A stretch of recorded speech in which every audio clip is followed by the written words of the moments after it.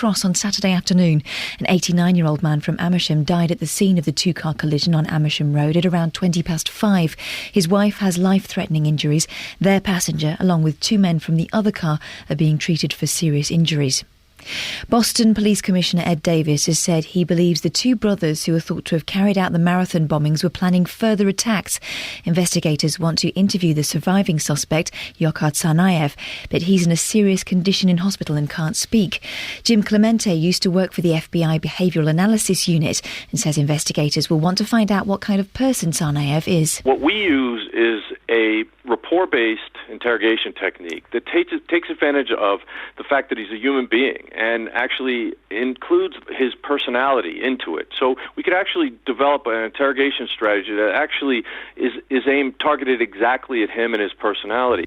The Education Secretary Michael Gove will today announce plans for a new technical baccalaureate for 16 to 19-year-olds. Here's Luke Walton with the details. The technical baccalaureate won't be a qualification in its own right, but it will be a measure of achievement which will figure prominently in school league tables.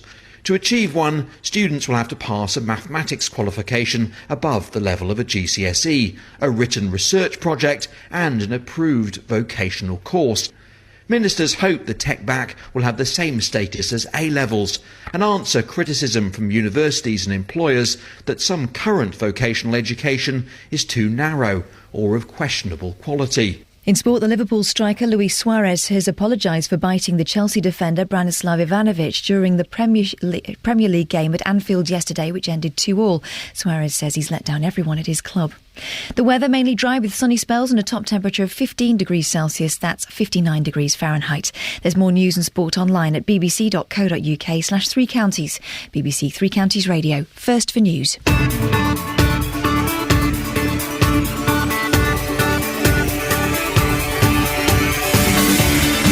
What a naughty man, biting another man. Today, we're not condoning the act, but we are celebrating the magic of biting. I know. I want to know what you've bitten that you shouldn't have done. And I may bore you with the story of, how my mum stopped me biting when I was a little boy. Good morning, this is Iain Lee, BBC Three Counties Radio. It's light outside. Seriously, I know. It's light. It's all very confusing and making me feel a little bit uncomfortable. Lots coming up on the show this morning, as always, including... should newspapers be banned from printing adverts for escort and massage parlours? Well, the Police and Crime Commissioner for Hertfordshire, David Lloyd, thinks so. Do you agree? A week after the bomb attack, which brought carnage to the Boston Marathon, specialist interrogators are waiting to question the surviving suspect. I'll bring you the latest news on what's happening. And Matt Loddy, remember him from Kings Langley? He was the fool that ran 18 miles from his home just to do an interview on this programme. Well, he said he was planning to run 30 marathons in 30 days. Did he manage it? Justin Dealey will be catching up with him a little bit later on to find out what happened. Facebook.com/BBC3CR, at Iain Lee on Twitter, IAINLEE, or 08459 455 555. BBC Three Counties Radio. Newspapers should be banned from printing adverts for escorts and massage parlours. That's according to the Police and Crime Commissioner for Hertfordshire. David Lloyd says the public needed to take a stronger role in policing society. He also said that by not buying those papers which carried adverts, they would be making a strong statement. What I'm saying is those people who are scared about intervening in litter dropping have still got places that they can get involved. They can still do the neighbourhood watch part. They can still not buy the newspaper which has advertisements in it for prostitution. They can still not take the cigarettes which have been smuggled. I think you did raise something very interesting, that those adverts in the back of the local newspapers that are for... obviously for escorts. Yes. That's always struck me as odd, that they can be advertised freely in the back of those papers. No matter what your view on prostitution, it strikes me as odd that you're allowed to have a front for prostitution. And I don't think that we should allow it. I think we should have a campaign against those newspapers, frankly. Well, does he have a point? Keen to get your thoughts on this, dear listener. 08459 455 555. You look at the back of any paper, any local paper, some of the bigger ones, but any local paper, there will be adverts for masseuse, all services provided. We know what they really are. Do they upset you? Do they offend you? Or you're not that bothered? Hannah Kingston is from the Salvation Army's Youth Department. Good morning, Hannah. Good morning, Ian. Hannah, what's your stance on this? This is something that's really kind of on our agenda at the moment. Last year, as a department, we launched the Cut It Out campaign, which aims to raise awareness and take action against the issue of human trafficking for sexual exploitation. And we've been asking people to do various things to kind of help achieve these aims. But one of those things in particular is the actual physical act of cutting out these adverts in the back of our newspapers and sending them back to the newspaper editors with a letter stating why we want to see that come to an end. And so we were kind of really quite interested to hear and quite encouraged to hear that this is something that's on David Lloyd's agenda at the moment, because, we're really kind of convinced that, these adverts, they kind of really link to human trafficking for sexual exploitation as well. And we just kind of think it's a complete injustice that we see these adverts on a daily basis in our free and our paid for kind of local papers. So, it's something that we've been campaigning now for a year, and to kind of hear it's on other people's agendas as well, and that it's kind of out there as something that other people kind of, really disagree with as well, is something that we kind of really encouraged. We will, I'm sure, I don't want to put words into other guests' mouth, but I'm sure we will hear from some people later on in the show who will say, well, hang on a second, escorting itself isn't illegal, and it's just a way of some people to make some money. I mean, well, but particularly for us with this campaign, what we're kind of showing is that, there are links to these kind of adverts and human trafficking for sexual exploitation, and that is illegal. And, when all these things kind of come together under the same guise, under the same, under the same kind of adverts, then, we've just got to take a stand against the whole thing, because if we want to start to see an improvement in this issue of human trafficking for sexual exploitation, then, we need to kind of tackle it all head on. Is cutting out the adverts and sending them to the editor the best thing? Because the editor won't really mind, because you've bought that newspaper, they've already made their money, so surely the best way would be to stop buying those papers. Yeah, I would agree with ones that you pay for. I know that my local paper is a free paper, actually, that just comes through the door, so that just, lands on my doorstep every week. And so in that kind of case, then I would recommend cutting them out and sending them back, because it kind of shows that, this paper's coming through your door every week and you don't want to see this stuff in there. So it's just a way of, kind of demonstrating that. Hannah, we know that local news... listen, I'm a huge fan of local papers. I think they do a great job for the community, but they are struggling financially, the paid-for ones and the free ones. If people were to regulate who advertises in them, that could be the last nail in the coffin, couldn't it? I can understand that, this brings in big revenue for them, but I just can't agree with the fact that revenue could be brought in, by exploiting people. This is kind of exploitation, and we just can't agree with that. We have to stand up against that. So, if that, sadly means that people that they're going to struggle financially, I'm afraid they're going to have to look to bring in revenue from elsewhere, because they just can't do it through, advertising sexual exploitation. David Lloyd has mentioned that this is kind of on his agenda. Have you spoken to him about this? No, I haven't, but I was very keen to hear, so we'll definitely be getting in touch with him, because the more kind of people involved and the more kind of voices like his that kind of really do have, some quite strong influence in the community, that would be, it's brilliant to have people like him saying what we've been saying. Hannah, thanks very much for coming on this morning. That's Hannah Kingston from the Salvation Army's Youth Department. Well, what do you think?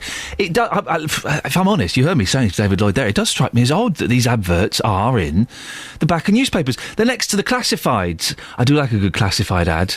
People selling records and selling an old Black & Decker and selling a second-hand cot, hardly used, almost new, and then next to it there's adverts for prostitutes. It is odd, isn't it? What do you think? 08459 455 555. Do they offend you? Are you shocked that these are in the back of your local newspapers, the ones you pay for in your newsagent, and the free ones that come through the door? Or are you not that bothered? Do you think, for goodness sakes, come on, it's just someone trying to earn a few quid by doing what they do best? All services provided. 08459 455 555. Facebook.com/BBC 3CR.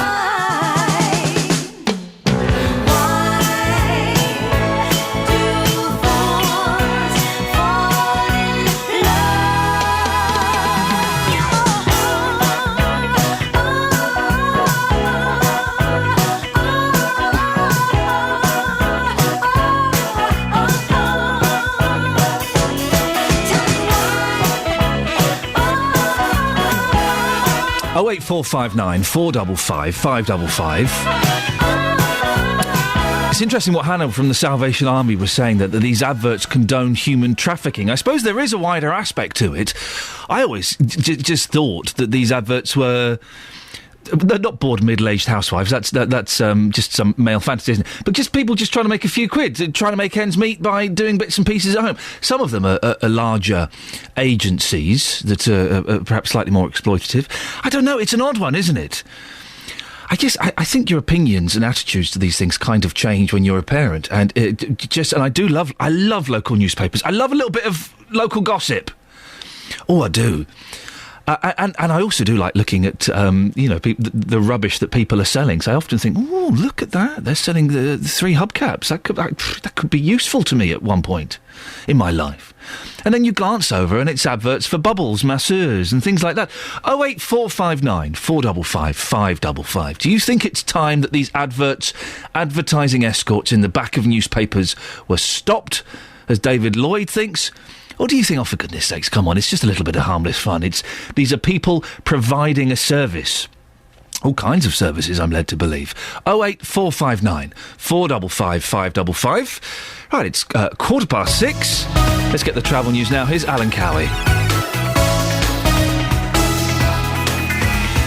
Beds, Herts and Bucks travel. BBC Three Counties Radio. Good morning. Looking pretty good on the roads right now. Just had a quick look through some of the cameras for the motorways M25 and M1. Should be a clear run for you right now. No accidents or problems reported. It's fairly quiet on the roads so far this morning. On the trains, just minor delays for First Capital Connect. Delays of up to 20 minutes so far between Cambridge and Kings Lynn. It's because of engineering works which have overrun in the Ely area. But do add your updates this morning, and back with more in about 15 minutes. Thank you very much, Alan. Right, 6:16. It's Monday the 22nd of April. I'm Iain Lee, and these are your headlines on BBC Three Counties Radio. Hertfordshire's Police and Crime Commissioner is urging the public to stop buying newspapers which run adverts for escorts and massage parlours. The trial of a man from Stevenage accused of murdering his 19-year-old girlfriend Amelia Arnold starts at Luton Crown Court today. In sport, Liverpool striker Luis Suarez has apologised for biting Chelsea's Branislav Ivanovic during their 2-2 draw at Anfield yesterday. He said he's let down everyone at his club. The weather today for Beds, Herts and Bucks, mainly dry and cloudy with bright or sunny spells this morning.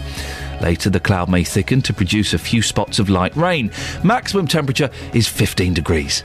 Coming up, we'll be speaking to our football-biting correspondent Justin Dealey about that naughty footballer who bit another footballer this weekend. BBC Three Counties Radio.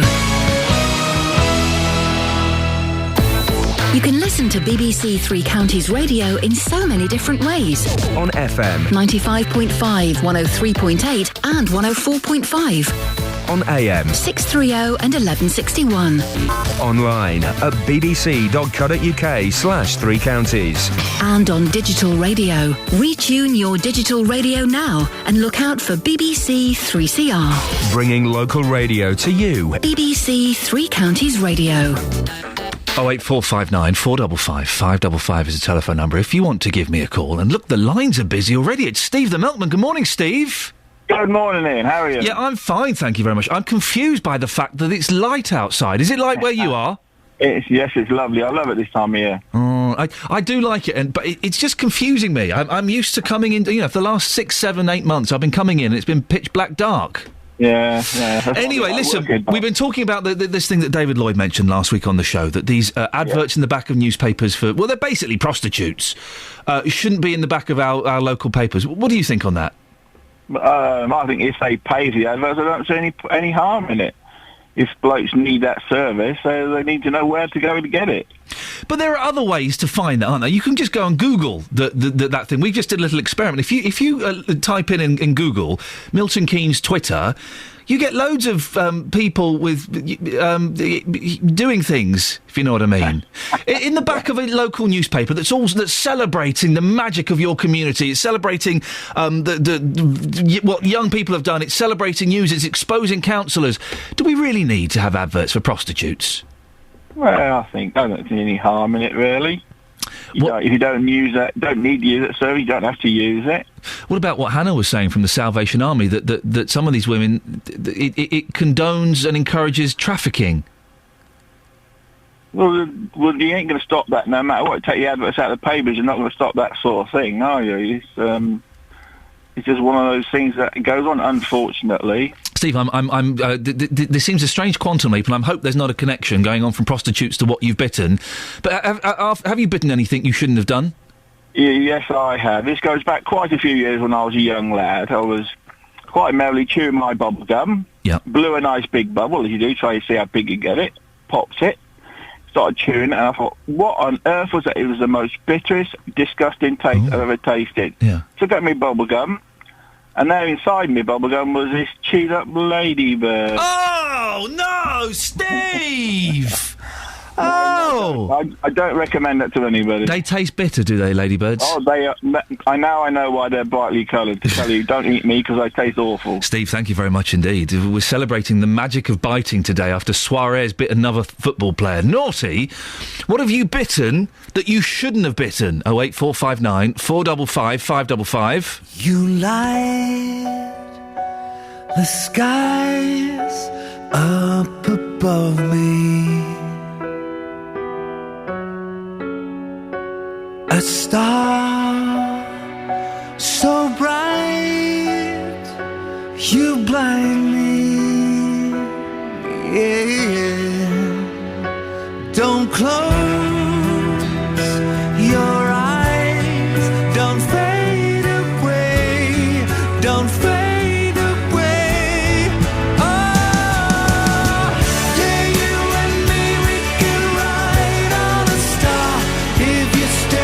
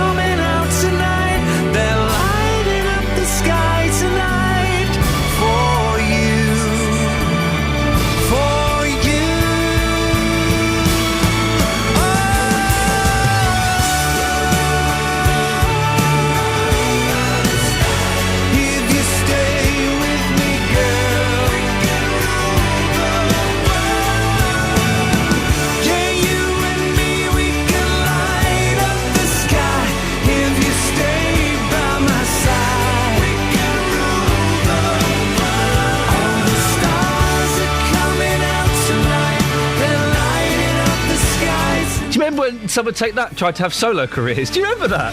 It was funny. It was funny. A Jason Orange solo record. I mean, seriously, why?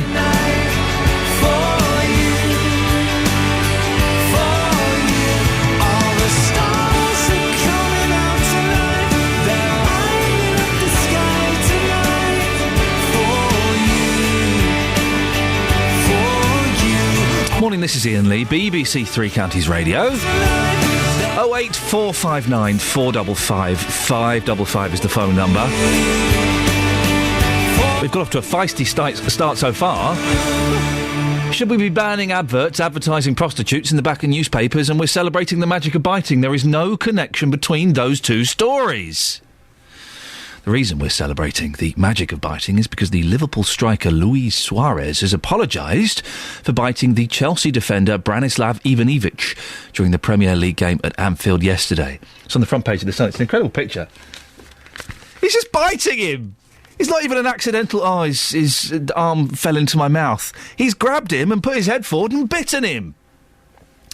Well, Suarez is currently the Premier League's top scorer with 23 goals and has just been named on a short list of 6 for the Professional Footballers Association Player of the Year award. Former Liverpool defender Alan Hansen spoke about this on Match of the Day 2 last night. Absolutely appalling. Why he did it, we will never know. He's got previous, there's obviously a massive flaw in the character. It is horrific for Liverpool Football Club, the history, the tradition, for the player himself. I can't hear Alan Hansen without thinking I'm playing FIFA now. Here's Gordon Taylor, chairman of Professional Footballers Association. The sanctions are there. There will be, there's precedents, obviously, fortunately. Not too many precedents with regard to such an incident. At the end of the day, it's down to the individual to reform. Otherwise, whether we're in Uruguay, England or anywhere else in the world, such behaviour can't be acceptable. When it comes to football, there's only one man we can turn to. Unfortunately, he was unavailable, so instead we turn to Justin Dealey. Justin! Ian, good morning. You love football, don't you? I do love football. What a beautiful morning, by the way. It's absolutely glorious outside here. I've got the chest hair out. I'm like a poor man's Tom Selleck on this Monday morning. You look great with a moustache, by the way. I've often thought that. Thinking about that. Suarez has got previous, hasn't he? He has. He's a racist. We know that for a fact because he was banned for about 8 games a year ago. Wow. He was also fined. He's a diver. We all know that much. Now he's a biter. I mean, there's nothing this man can't do. He's absolutely outrageous. But in saying that, he is a fantastic football player. He costs 22... that makes it all right then. It doesn't make it all right at all. We're talking about a player here that's worth £22.8 million. That's what Liverpool paid for him. He's probably worth now, actually, more like 40 or 50 million pounds. He is a top football player, but when it comes to his behaviour on the pitch, this is meant to be a guy that's supposed to inspire young children. Now, when you see the images yesterday, you shouldn't be seeing that on the football pitch. That is quite simply something for a horror film. What he did was outrageous, and people will be talking about this for a long, long time. Now, I was going to ask, how does he get away with this if you've listed his behaviour, but then you just answered that by saying he's worth 40 million quid and he's one of the best players out there. I mean, he's a fantastic player, but he's one of those players that most people hate. I think if I went out this morning, and I might try this, if I just say Suarez and see what happens next, the abuse will start coming forward. But if you speak to anybody who supports Liverpool, they will all say that they love him. But for goodness sake, you can't get away with this. I have never seen this in my lifetime. I've been following football now for over 25 years. I have never known a player to bite another player's arm. It was absolutely appalling, and the man now has got to be banned. The FA have got to step in, because if he's done it once, he could probably do it again. It's all very well saying, I'm sorry, but you shouldn't have done it in the first place. Suarez later tweeted, I've just spoken to Ivanovic on the phone, and I could apologise directly to him. Thanks for accepting. Nonsense. Absolute nonsense. You can't get away with that. He should be banned, and I think most people today, most people in the game, the true professionals who were disgusted by what they saw yesterday, they again will be calling for something to be done. They would like to see a ban for at least 6 games on this, at least 6 games. Ever had anything in your mouth that you shouldn't have, Justin? That's a conversation for off air, I think. No, we're celebrating the magic of biting. I've already had a gentleman who was chewing some bubble gum and there was a ladybird in it, said it was very bitter taste. You see, I had this thing years ago about biting the edge of CDs when I was listening to them. Quite what that was about, I don't know, but yeah. Why did you do that? I've got no idea. I'm just very, very bizarre at times. But as much as you annoy me sometimes, Ian, I don't have a nibble on your arm, do I? No, I don't do that. You don't, and yet I would be fired for doing that. Well, you wouldn't, because that invitation is open to you, Justin. Any time you want to nibble on me, you can do. Special little relationship that we've got. Where are you off to this morning? I'm off to meet Matt Loddy in Kings Langley. Incredible man. Yesterday, he completed his 30th marathon in 30 days. That, of course, was the London Marathon. A great character locally. Did he win? Did do we know if he won the marathon? He didn't win. I know for a fact he was looking to do a good time. We'll find out that time a bit later. But last year, 100 marathons in 100 days. This year, 30 marathons in 30 days, raising money for a great cause. He is a local hero. We're going to be live with Matt at about 10 to 7 from his home in Kings Langley. Justin, speak to you later on. He does all these marathons. He's yet to win one. What's his problem? Loddy, for goodness sakes, get a move on. What have you bitten that you shouldn't have done? We are celebrating the magic of biting this morning. What have you had in your mouth that should not have been there? What have you chomped on that you should not have sunk your teeth into? 08459 455 555. Right, let's get the travel news now. Here's Alan Cowie. Beds, Hearts and Bucks travel. BBC Three Counties Radio. Good morning. Well, nothing significant to report on the roads, but just a reminder of roadworks at Beaconsfield on Park Lane near to the A40, the London Road. M25 down to 50 through the roadworks between junctions 23 and 25. That's between South Mims and Enfield. And also there's roadworks in Ivor on Southlands Road near to Seven Hills Road. Some temporary lights may slow down during the peak times. And on the trains, well, just minor delays of up to 20 minutes for First Capital Connect between Cambridge and Kings Lynn because engineering works have overrun at Littleport. So that is affecting some journeys to and from London King's Cross. Alan Cowie, BBC Three Counties Radio. Thanks very much, Alan. Coming up to 6:30, here's the news and sport now with Catherine Boyle. Getting beds, hearts and bugs talking. This is BBC Three Counties Radio. Good morning. The headlines. Hertfordshire's Police and Crime Commissioner is urging the public to stop buying newspapers which run adverts for escorts and massage parlours. The trial of a man from Stevenage accused of murdering his 19-year-old girlfriend, Amelia Arnold, starts at Luton Crown Court later. And police are appealing for witnesses to a fatal accident on the A413 at Gerrards Cross on Saturday afternoon. Beds, Hearts and Bucks Sport. BBC Three Counties Radio. The Liverpool striker Luis Suarez has apologised for biting the Chelsea defender Branislav Ivanovic during the Premier League game at Anfield yesterday, which ended 2-2. Suarez has said he's deeply sorry for what he called his inexcusable behaviour and that he'd let down everyone at his club. Former Liverpool defender Alan Hansen agreed. This is absolutely appalling. Why he did it, we will never know. He's got previous, there's obviously a massive flaw in the character. You know, to watch these pictures that will be going right around the world, it is horrific for Liverpool Football Club, their history, their tradition, for the player himself. A spectacular comeback by Tottenham saw them beat Manchester City 3-1 at White Hart Lane and boost their chances of a top four finish. The result means Manchester United will secure a record 20th league title if they beat Aston Villa at Old Trafford tonight. Back home, Watford boss Gianfranco Zola says he hasn't given up hopes of an automatic promotion. The Hornets beat Blackburn 4-0 on Saturday. They're 4 points from Hull in second with 2 games remaining, and Zola says he's positive ahead of their match against Leicester on Friday. No, we're going to go there. We want to win, and we're going to go there and try our best to see how it comes. Tough game, I know, but we are a team that can do crazy things. Milton Keynes Dons are staying in League One after losing 1-0 to Scunthorpe at the weekend, ruling out a place in the playoffs. Here's their manager Carl Robinson. Well, I think that we've got to have a good look at where we want to go. Maybe this is a reality check for everybody for where we are. Not a reality check for me. It's something that we've known that we've got to work on, and it's something that we'll look to improve over forthcoming years. And that's your latest news and sport. More from me at 7 o'clock. You strike me as the sort that would bite lots of inappropriate things. You've got a very busy mouth, as my wife would say. I've got a lot of teeth. What have you chomped on that you shouldn't have done? Bunk beds, teething rings. What? Artex, we've already discussed. Don't do that. Yeah. Lots of things. Well, listen, we've got a guest coming up. I'll come back to you later. If you can narrow it down to just a couple and we'll discuss those. Will that be okay? Okay. Speak to you in a bit. Call 08459 455 555. 08459 455 555. BBC Three Counties Radio. I wasn't expecting a whole shopping list from Catherine there.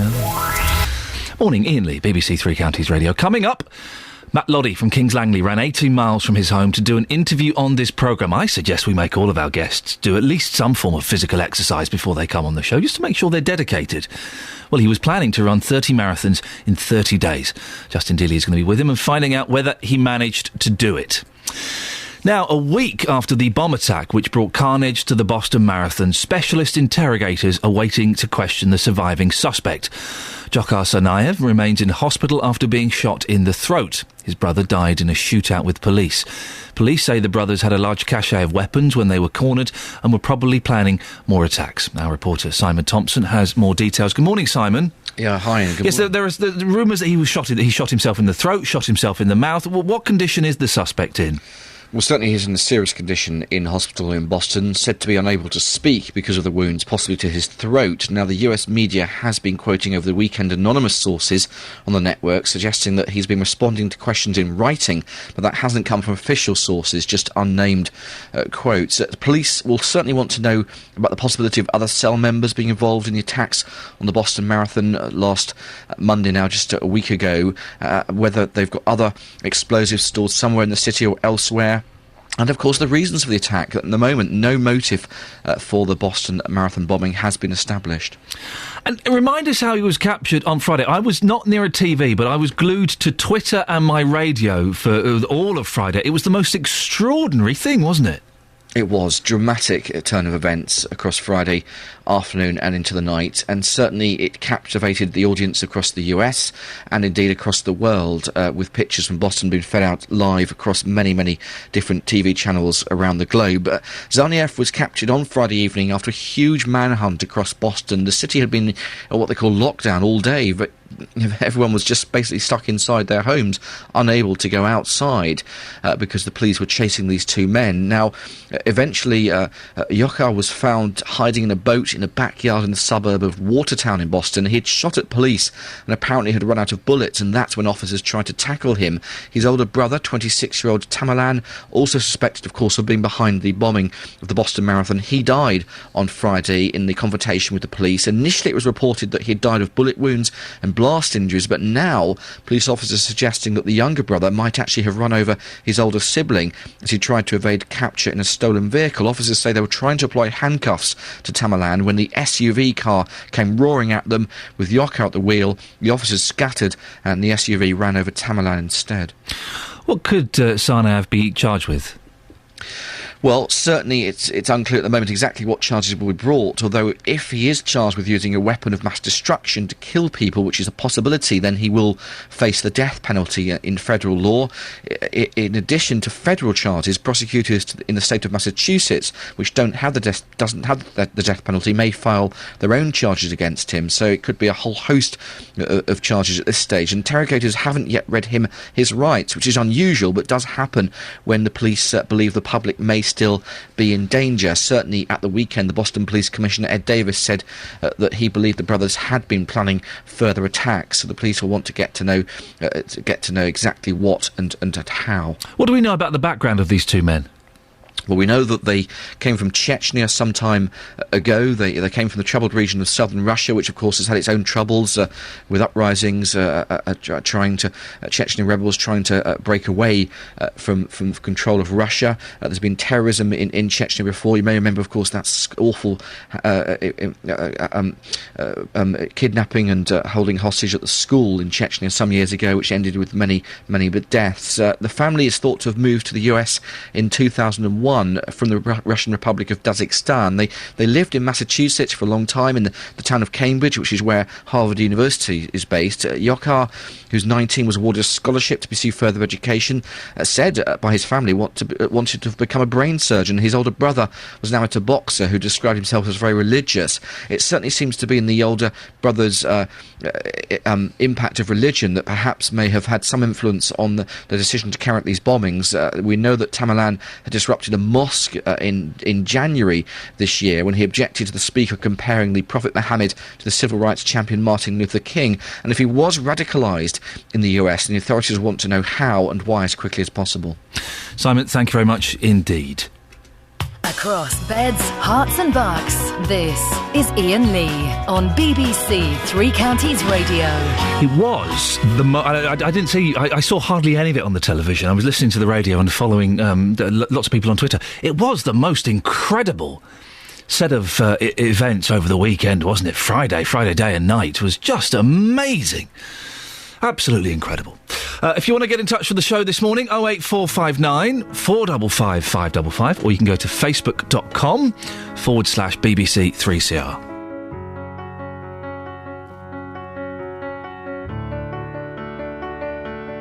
I heard that you're settled down, that you found a girl and you're married now.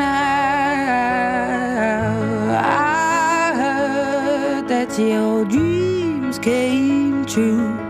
Guess she gave you things I didn't give to you. Old friend, why are you so shy? Ain't like you to hold back or hide from the light. I hate to turn up out of the blue uninvited, but I couldn't stay away, I couldn't fight it. I had hoped you'd see my face and that you'd be reminded that for me it isn't over. Never mind, I'll find someone like you. I wish nothing but the best for you too. Don't forget me, I beg. I remember you say sometimes it lasts and loves, but sometimes it hurts instead. Sometimes it lasts and loves, but sometimes it hurts instead. You know how the time flies. Only yesterday was the time of our lives. We were born and raised in a summer haze, bound by the surprise of our glory days. I hate to turn up out of the blue uninvited, but I couldn't stay away, I couldn't fight it. I had hoped you'd see my face and that you'd be reminded that for me it isn't over. Never mind, I'll find someone like you. I wish nothing but the best for you too. Don't forget me, I beg. I remember you say sometimes it lasts in love, but sometimes it hurts instead. Nothing compares, no worries or cares, regrets and mistakes, their memories made. Who would have known how bittersweet this would taste? Never mind, I'll find someone like you. I wish nothing but the best for you. Don't forget me, I beg. I remember you say sometimes it lasts in love, but sometimes it hurts instead. Never mind, I'll find someone like you. I wish nothing but the best for you too. Don't forget me, I beg. I remember you say sometimes it lasts in love, but sometimes it hurts instead. Sometimes it lasts in love, but sometimes it hurts instead. Paris Brown was in the papers again. Who's she? Was the Youth Police Crime Commissioner that lasted 3 days. Why am I mentioning her now? Because Adele reminds me of her, that's why. Adele has slightly better eyebrows. But she was in the papers again because the police were questioning her over the tweets she sent. And then the police let her go. Leave the girl alone, for goodness sakes. I've got a soft spot for Paris Brown. She's a 17-year-old kid that made a few mistakes. Man alive, if you could hear some of the things I said when I was 14 and 15. Awful. It's kind of what 14 and 15-year-olds do. I was lucky I said it in the privacy of a mate's bedroom. She was tweeting it because she's a little bit of a muppet. Leave her alone, though, for goodness sakes. I really wish she lived in Beds, Hearts and Bucks, because if she did, sorry, Justin, you'd be out of a job. I would totally get her in as the roving reporter. Wouldn't that be awesome? How cool would that be? To have Paris... We're going to go live now to Paris Brown, who's with Matt Loddy. Morning, Paris. Yeah, I'm with a marathon runner. He's an idiot. Wouldn't it be brilliant? Just having someone who doesn't have that verbal break, that isn't able to quite censor themselves. I think she'd be awesome on the radio. Where is she? Is she in Kent?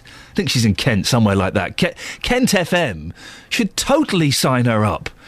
Get her to host the breakfast show, for goodness sakes. Wonderful.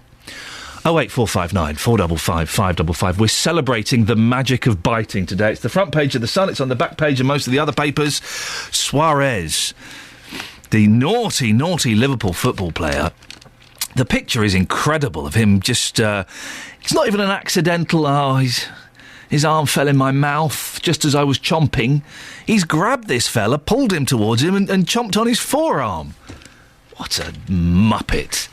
Well, we're not condoning that behaviour, but this morning we are asking you, what have you bitten that you shouldn't have done? I bit the cat's paw once and then threw it down the stairs. I was 3 years old.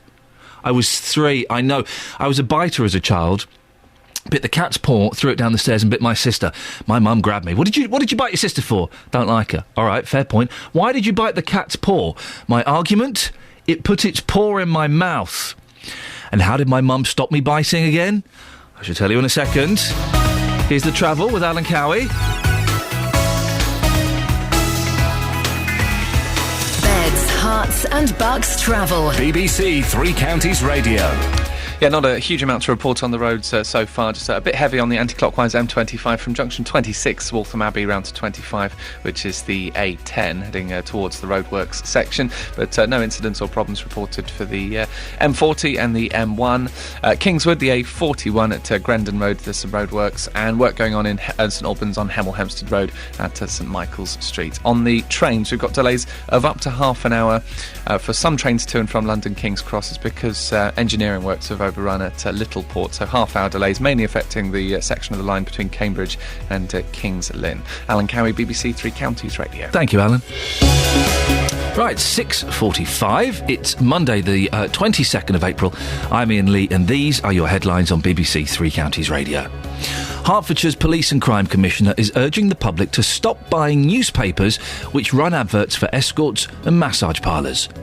The trial of a man from Stevenage accused of murdering his teenage girlfriend Amelia Arnold starts at Luton Crown Court today. And in sport, the Liverpool striker Luis Suarez faces disciplinary action from both his club and the FA after biting the Chelsea defender Branislav Ivanovic at Anfield during the 2-2 draw yesterday. Coming up, our reporter Justin Dealey will be talking to local marathon man Matt Loddy, who's just completed 30 marathons in as many days. But before that, let's get the weather with Kate Kinsella. Beds, Hearts and Bucks weather. BBC Three Counties Radio. The new working week after a relatively glorious weekend of spring sunshine. We'll see some more this week, but for today, it's a mild start. We're looking at temperatures across the three counties at the moment between 4 and 6 Celsius, so certainly not as chilly as it has been in the last week or so. There is some cloud around today, but some of it quite high, so some hazy sunshine out there and some brighter spells, and it will burst through from time to time as well. By the same measure, we've had 1 or 2 spots of rain where that cloud is that little bit thicker, but it is only light rain and it's not going to last for too long. It's barely going to be noticeable at all. Temperature-wise today, you're going to feel the warmth. We're looking at a maximum of 15 Celsius, 59 degrees in Fahrenheit, which you'll be pleased to know is near the seasonal average. Now, overnight tonight, we're hanging on to the cloud, I'm afraid, and some of it quite thick, so we could get 1 or 2 spots of rain again, but it will move out of the way, if you notice it at all, to become a dry night. Now, the air is coming from the southwest, which notoriously is much milder, not notoriously, which is milder, which means temperature overnight not dropping too much at all. Minimum of 8 Celsius, so a mild night, that's 46 degrees in Fahrenheit. For some of us, it could be a little warmer than that. The minimum in double figures, for example, around 10 Celsius. But it does mean a cloudy start to Tuesday, but that will break up. Some sunny spells and some bright spells tomorrow, and we're going to feel the temperature rise again tomorrow. The maximum we're looking at is 17 Celsius, 63 degrees in Fahrenheit, which is slightly above average for the time of year. And in the sunshine and that light southwesterly wind, it's going to feel really rather lovely. Now, that continues through to Wednesday. Then we start to notice a bit of a change. For Thursday, we're still getting some bright and sunny spells, but for Friday, there's a frontal zone heading south from the north, which means a little bit of cooler air heading our way just in time for the weekend. But let's stick with today, where it's going to feel rather warm. That's your forecast. Thank you, Kate.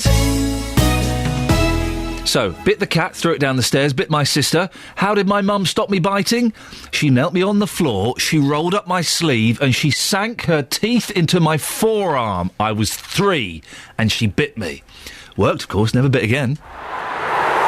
On Wednesday, it's the 25th anniversary of Luton Town's greatest day. Luton Town have won the Littlewoods Cup! And to mark the occasion, Nick Coffer is live from the Town Hall steps. You'll hear from penalty hero Andy Dibble. It was as if the gods were smiling on me and all of us that day. It was right in the bottom corner, but I managed to get there, and it changed things, the pattern of the game and what happened. 2-goal Brian Steen. It was just delirium, because obviously it's the first thing with major title Luton have ever won. And archive material from the day itself. Brian Steen has scored the goal from close range! Celebrating Luton's League Cup win Wednesday on BBC Three Counties Radio.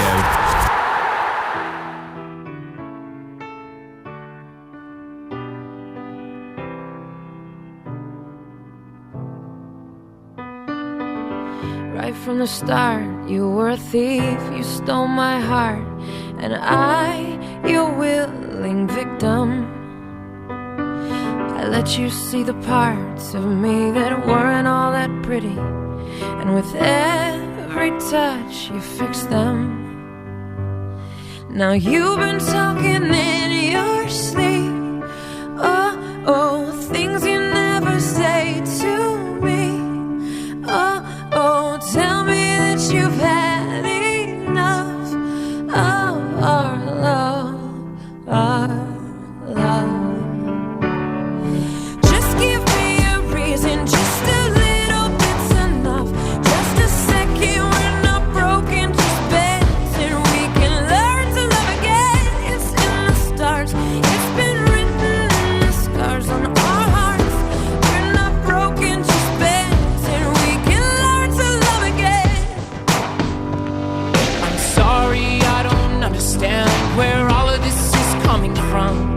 I thought that we were fine. Oh, we had everything. Your head is running wild again.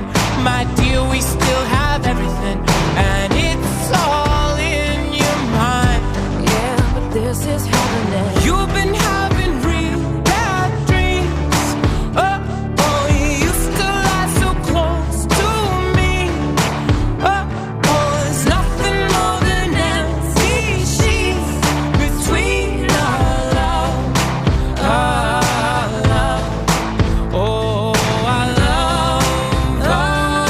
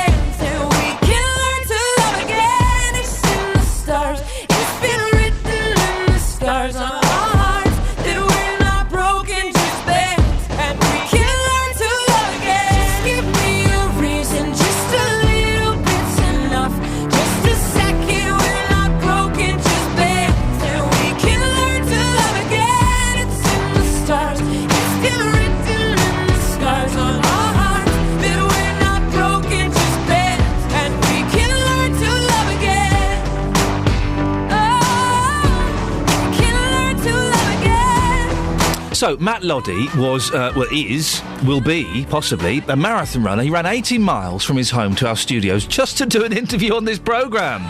I'm thinking the next time we get Ollie Martins in, we should make him do an obstacle course. Or if we get David Lloyd, he should, I don't know, he should do the triathlon. Our guests need to work a little bit harder, I think, if they want to prove they're worthy of coming on BBC Three Counties Radio. Anyway, Matt was going to run 30 marathons in 30 days to raise money for charity. He was due to finish his challenge yesterday once he'd run the London Marathon.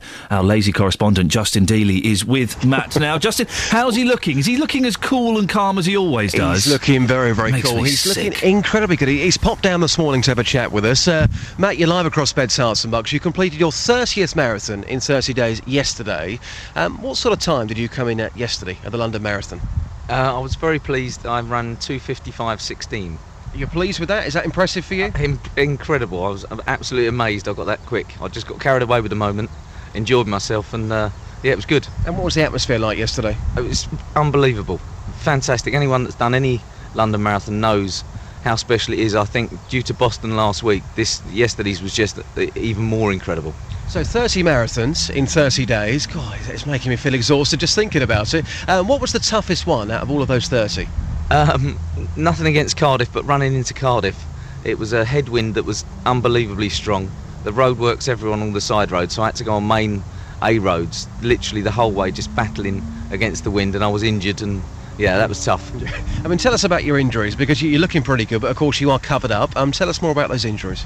Well, mainly I've got an injury on my right Achilles tendon where the muscles round it have got swollen and inflamed and just sort of holding on to the Achilles, so I'm struggling with bending my foot a bit. But other than that, a little tear in the thigh, and that's it. And that's it, really. So you're raising money for charity. Remind us of the charity. It's for Teenage Cancer Trust, supporting young adults and teenagers through cancer at the worst possible time of their lives to get it. And it's a fantastic organisation that if anyone could look at their website and see the work they do. I've had the fortune now over the last 30 days to visit every Teenage Cancer Trust unit across Scotland, England and Wales, and it's amazing when it just needs more help and more money. And talking about money, over the past 30 days, please tell me that you've raised thousands of pounds. I'm really hoping that you have. Yeah, I think we're up to about 30,000 now, and there's more that are coming in. More has been promised, and we won't stop battling away to get it. You must be happy with that. £30,000 for 30 days. Yes, a lot of pain, but that's a lot of money, isn't it? Oh yes, it is. Yeah, and especially in today's climate, economic climate, it's extremely good. And thank you very much for everyone donating. But please, if anyone can, donate more. So come on then, Matt. What's next? Last year 100 in 100 days. This year 30 in 30 days. What's next for you, sir? A holiday. I've got no plans on doing any multi-marathons anymore. We're going to do lots of little charity events to involve as many people as possible. We've got the Watford 10K coming up where we're going to try and get 100 people as a team, one in Harpenden in the Hearts 10K, and other little bike rides and bits and pieces, but no mass marathons anymore. In saying that though, Ian, Matt is going back to work this afternoon. This is correct. Yeah, he is. This is correct, isn't it? Yes, I'm just going to pop in and touch base and get going again. Unbelievable. And a final word on Luis Suarez, talking about that this morning. You're a big sportsman, obviously. What's your views on Luis Suarez and what he was doing yesterday, biting?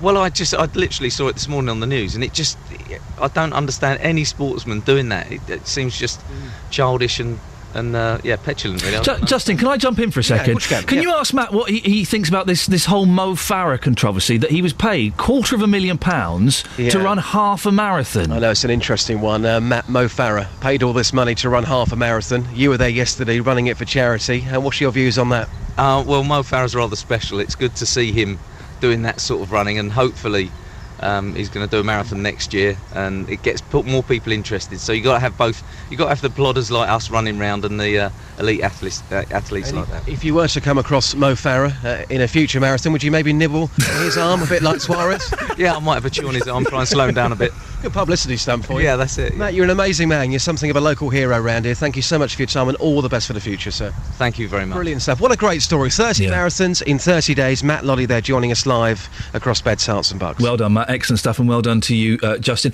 I bet the Mobot tastes delicious. I bet the Mobot tastes delicious. He's got all this flack, hasn't he? £250,000 or thereabouts to run half a marathon. And lots of sports are saying, well, I think it's very unsporting. Oh, I think it's very unfair.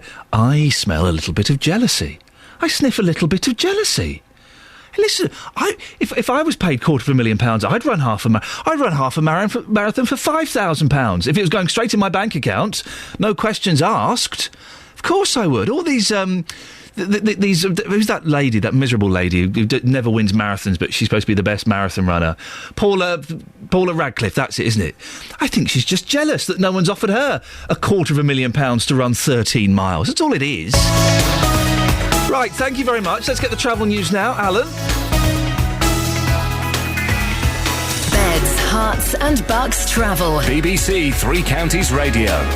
Well, starting to look a bit slow now on the A1M southbound between junctions 8 and 7 at Stevenage. Just slight delays on the M25 as well, clockwise around junction 24, Potters Bar, and anti-clockwise from 17, that's Maple Cross, round to junction 16, the M40. And on the trains, we've got delays of up to half an hour to First Capital Connect trains between Cambridge and Kings Lynn, because engineering works have overrun at Littleport, so that is affecting some journeys to and from London, King's Cross. Alan Cowie, BBC Three Counties Radio. Alan, thank you very much indeed. So, David Lloyd, the Herts Police and Crime Commissioner, said that newspapers should be banned from printing adverts for escorts and massage parlours.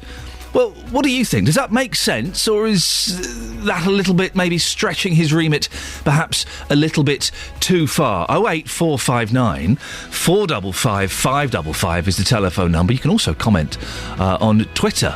Someone has posted this morning, since when was censorship part of his job description? We'll discuss this and more after the news with Catherine Boyle. Getting beds, hearts and bucks talking. This is BBC Three Counties Radio.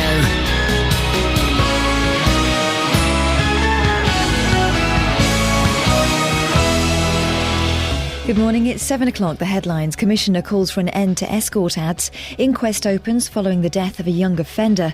And witness appeal after fatal crash in Gerrards Cross. BBC Three Counties Radio. The Salvation Army is backing the Hertfordshire Police Commissioner's calls for the public to take a stand against newspapers carrying adverts for prostitution. David Lloyd wants civilians to play a more active part in law and order, and he's hoping people will sign up to his campaign against ads for escort and massage services. Hannah Kingston is from the Salvation Army's Youth Department.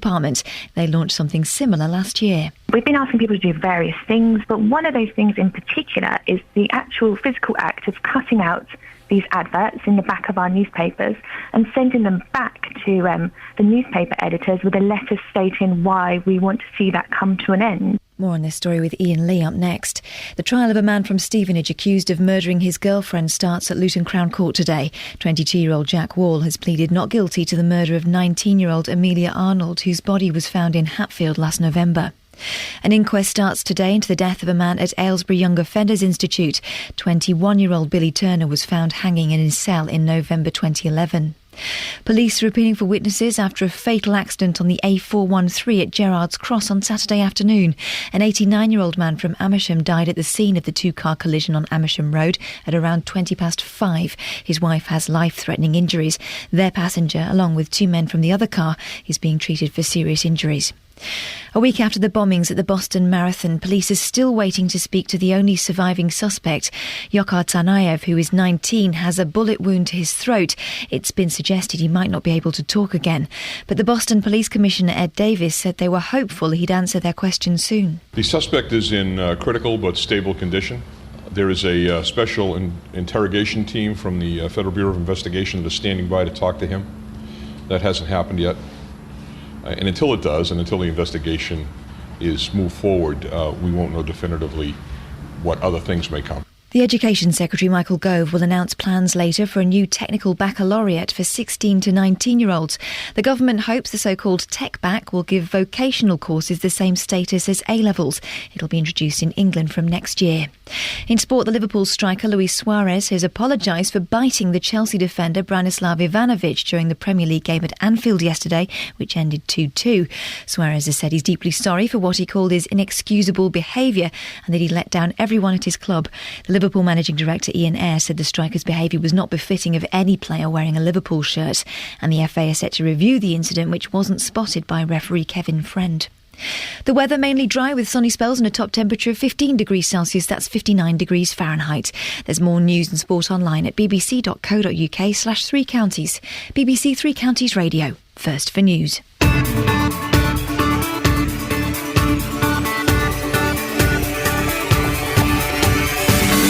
Morning, this is Iain Lee, BBC Three Counties Radio. It's 3 minutes past 7. It's Monday. It's bright. I think it's going to be quite sunny. Wasn't the weather fantastic this weekend? Saturday morning, feeding the ducks on the River Thames. Wonderful.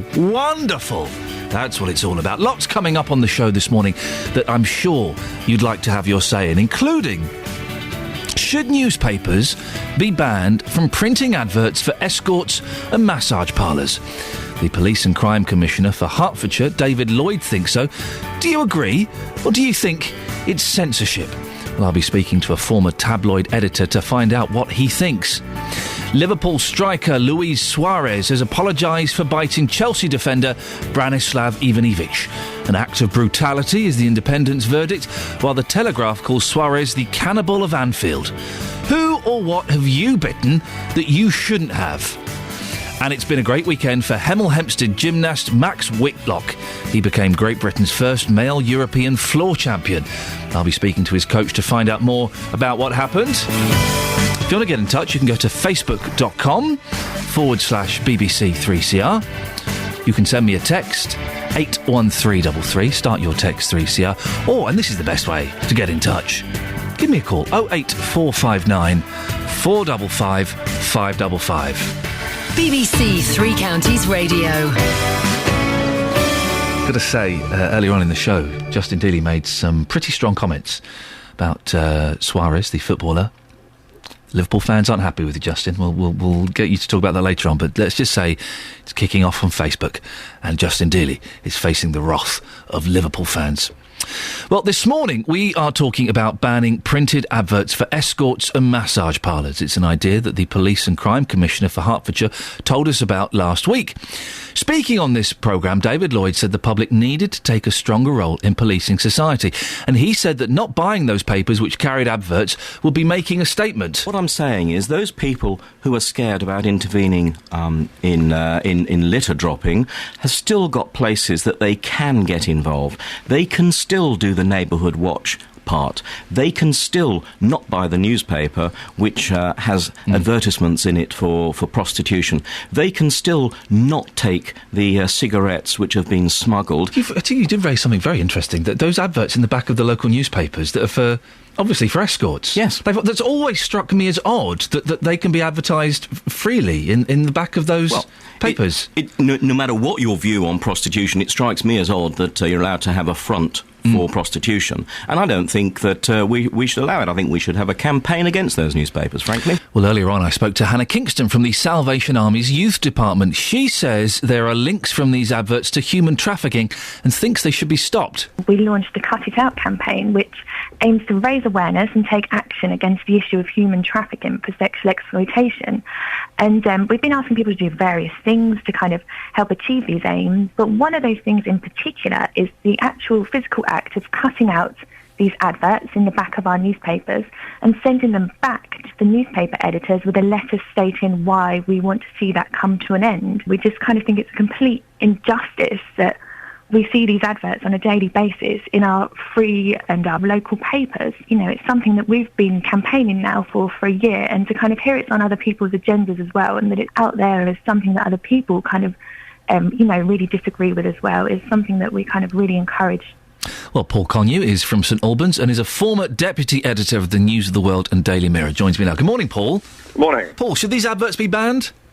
I think not. I think there's absolutely nothing wrong with campaigning against them, and indeed there are some newspaper groups that don't accept them, and some that do. But you always have to look at this on two levels. One is the question of censorship and whether in a free society these adverts should be allowed, and secondly is, let's not forget, and I'm sorry to be sort of fiscally sort of driven on this, but there is actually the question of the survival of many local newspapers. In fact, and many of them rely heavily on a dwindling advertising market, and these are one area of advertising that does still come in, and whether you would like it or not, I don't particularly, but I think to ban it could actually have repercussions, in fact, for the survival of some publications. So are you saying, Paul, if we ban these adverts for prostitutes in the back of newspapers, some newspapers could go under? I think that's quite possible. I mean, sort of. I don't know locally, but but certainly. I mean, you only have to look at the statistics on the closure of non-viable local newspapers because of the dwindling advertising, and I think that anything that actually bans advertising still further is going to have its repercussions. So I think people who are actually campaigning for this will have to think about that, about the downside as well as the upside of banning these adverts. David Lloyd's point was that we can all do little. We're kind of living in an immoral society, and we can all do little bits and pieces to just raise our morality slightly. And getting rid of these adverts is a step in that direction, isn't it? But as I said earlier, I don't have any objection at all, in fact, to campaigning against them and trying to persuade publishers don't accept them. But that's different from suggesting that that the law should be put into play and that they should be banned. Hannah from the Salvation Army makes an interesting point that there could be links drawn between these adverts and human trafficking. Well, obviously, I'm not an expert on that field, and I don't know what evidence she has to support that. But I would think that there are many other far more serious links to human trafficking than those adverts. But obviously, I don't know on what she bases that and what research there is on that. These papers, Paula, I love the local papers. I genuinely think they're brilliant. My wife can't quite understand my fascination with them, but I think I'm nosy. Is why I like them so much. So we've got these papers lying around the house, and if my boys are a little bit younger, but when they're older, how would I explain something like that to them? Well, if your boys are like mine, then they get their news either off TV or the internet. They don't actually read the local paper very much. So which is one of the crises facing both the regional, local, and national press. So I'm not overly concerned on that factor. And should we be helping? Listen, it's not illegal exactly what's going on here, but should we be helping these gentlemen that need to visit these services? Should we be indulging them like this? I think indulgence is the wrong word. I think in some ways this is better and safer and less antisocial than hookers cruising, standing in doorways or pounding the pavement, and being picked up by curb crawlers. In a sense, if you want to accept the fact that prostitution, for hundreds and thousands of years has been a reality, then perhaps that's then adverts for escort girls in the local or national press is probably safer than the curb crawling factor. Paul, I appreciate your time this morning. Paul Connew, former deputy editor of the News of the World and the Daily Mirror. What do you think? I'm in two minds about this. I feel that these ads are inappropriate in the back of the local paper next to someone trying to sell a Black & Decker. Unless that's some kind of sexual slang, I don't know. And I've completely misunderstood it. It just seems odd, doesn't it, that they're in the back and there are more of these adverts than anything else. Is it really appropriate in a family newspaper? And local papers are family papers. They're telling us about all the naughty counsellors that are out there. They're celebrating wonderful things that are happening in schools and local sporting achievements. And they're advertising prostitutes.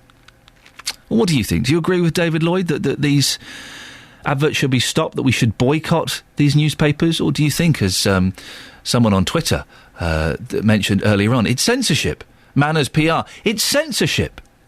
Manners PR says, I didn't realise censorship was part of the remits of police commissioners. Bit of harmless fun, or something we should be doing something else about. 08459 455 555. No connection whatsoever between these two stories, I hope. We move from prostitutes to things that you have bitten that you shouldn't have bitten. Steady now, for goodness sakes. We've got young ears listening.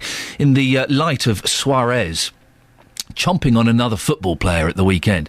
And the picture is incredible. As you may be aware, I don't follow the football particularly closely. It's never held much fascination for me. But the picture on the front page of The Sun, and it's on the back page of The Express and The Mail and quite a few of the other papers, is Suarez, who is apparently worth, 30 million? 40 million pounds? And he's got a set of gnashes on him. Look at that picture there. He's got some teeth, a little bit yellowing, but he's got some teeth. Well, he's biting another football player's arm, and it's not just an accidental, the arm fell into my mouth as I was chewing. It's a proper, full-on chomping on a gentleman's arm. Well, we're celebrating the magic of biting this morning. And we're asking, what have you bitten on that perhaps you shouldn't have done? Georgian Wing has texted in, 81333, starting his text 3CR. My younger sister used to bite me when she was about 3 years old. I was 5 or 6. The attacks were unprovoked and would sometimes happen in the back of the car, so there was no escape.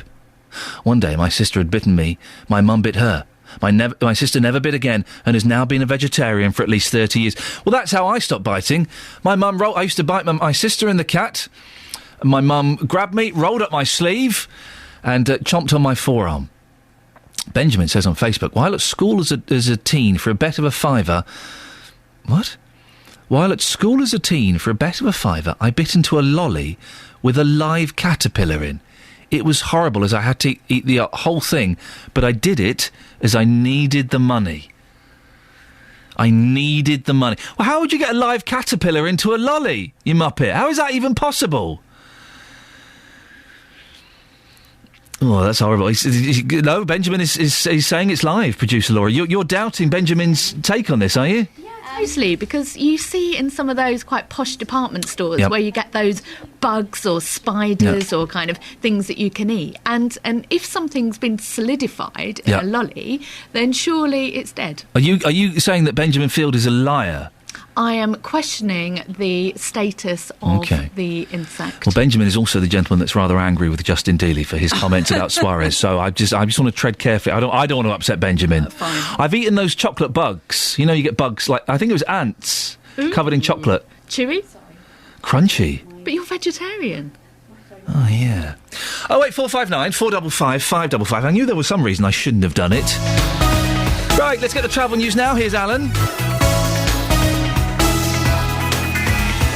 Beds, Hearts and Bucks travel. BBC Three Counties Radio. Well, nothing significant reported on the roads, but a bit slow on the M1 southbound between Junction 10 Luton and Junction 9 at Redbourne. The M25 anti-clockwise has slight delays from Junction 26 Waltham Abbey round to Junction 25, which is the A10. That's towards the roadworks section, and also heavy from Junction 17 Maple Cross round to Junction 16, the M40. That's on the Heathrow bound side. The A1M southbound at Stevenage, heavy from Junctions 8 to 7. And on the trains, we've got delays of up to half an hour to First Capital Connect between Cambridge and Kings Lynn, and that's because engineering works have overrun at Littleport, but that will affect some trains that run through to London King's Cross. Alan Cowie, BBC Three Counties Radio. Thank you very much, Alan. I seem to remember eating a grasshopper at some point as well, but it was probably when I was still drinking, so it's very difficult to remember. Right, 7:16, it's Monday the 22nd of April. I'm Iain Lee. These are your headlines on BBC Three Counties Radio. The Salvation Army is backing the Hertfordshire's Police Commissioner's call for the public to boycott newspapers that carry adverts for escorts and massage services. The trial of a Stevenage man accused of murdering his girlfriend Amelia Arnold starts at Luton Crown Court later. And in sport, the Liverpool striker Luis Suarez has apologised for biting the Chelsea defender Branislav Ivanovic during the Premier League game at Anfield yesterday, which ended 2-2. The weather today for Beds, Hearts and Bucks, mainly dry and cloudy, with bright or sunny spells this morning. Later the cloud may thicken to produce a few spots of light rain. Maximum temperature is 15 degrees.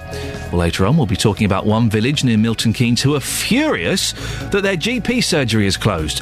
08459 455 555. BBC Three Counties Radio.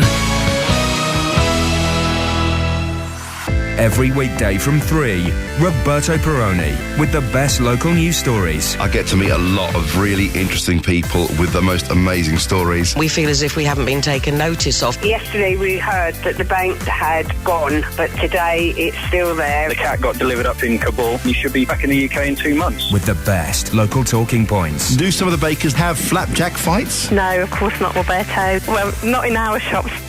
Roberto Perrone, weekdays from 3. On BBC Three Counties Radio. Facebook.com/BBC3CR, or you can give me a call, 08459 455 555. David Lloyd, a name you've heard on here several times, the Police and Crime Commissioner for Hertfordshire, wants to put an end to those adverts in the back of newspapers which advertise massage parlours and, well, prostitutes, basically. What do you think? David Dunstable, what do you think? Yes, good morning, Ian. Morning. I think he should just go down there and arrest them, because they're doing the police a favour, and they're telling them where they are. But then, for the most part, they're not doing anything illegal. What, they're putting the advert in? Yeah, that's not illegal. Well, if I put an advert in for drugs for sale, call my phone number, I'm sure the police will soon come round here and have a word with me about it. What drugs have you got? No, but selling drugs is illegal. Prostitution itself is not illegal. No, it's not illegal. I always thought it was illegal. No, it's not. There are things associated with it that are illegal, but the prostitution itself, the exchange of sexual services for money, is not a crime. Soliciting in a public place is a crime. Curb crawling is a crime. And owning or managing a brothel is a crime. But if I were to pay... but if you were selling your body for sex, David, that's not illegal. Yeah, but well, surely if these adverts are advertising brothels, aren't they?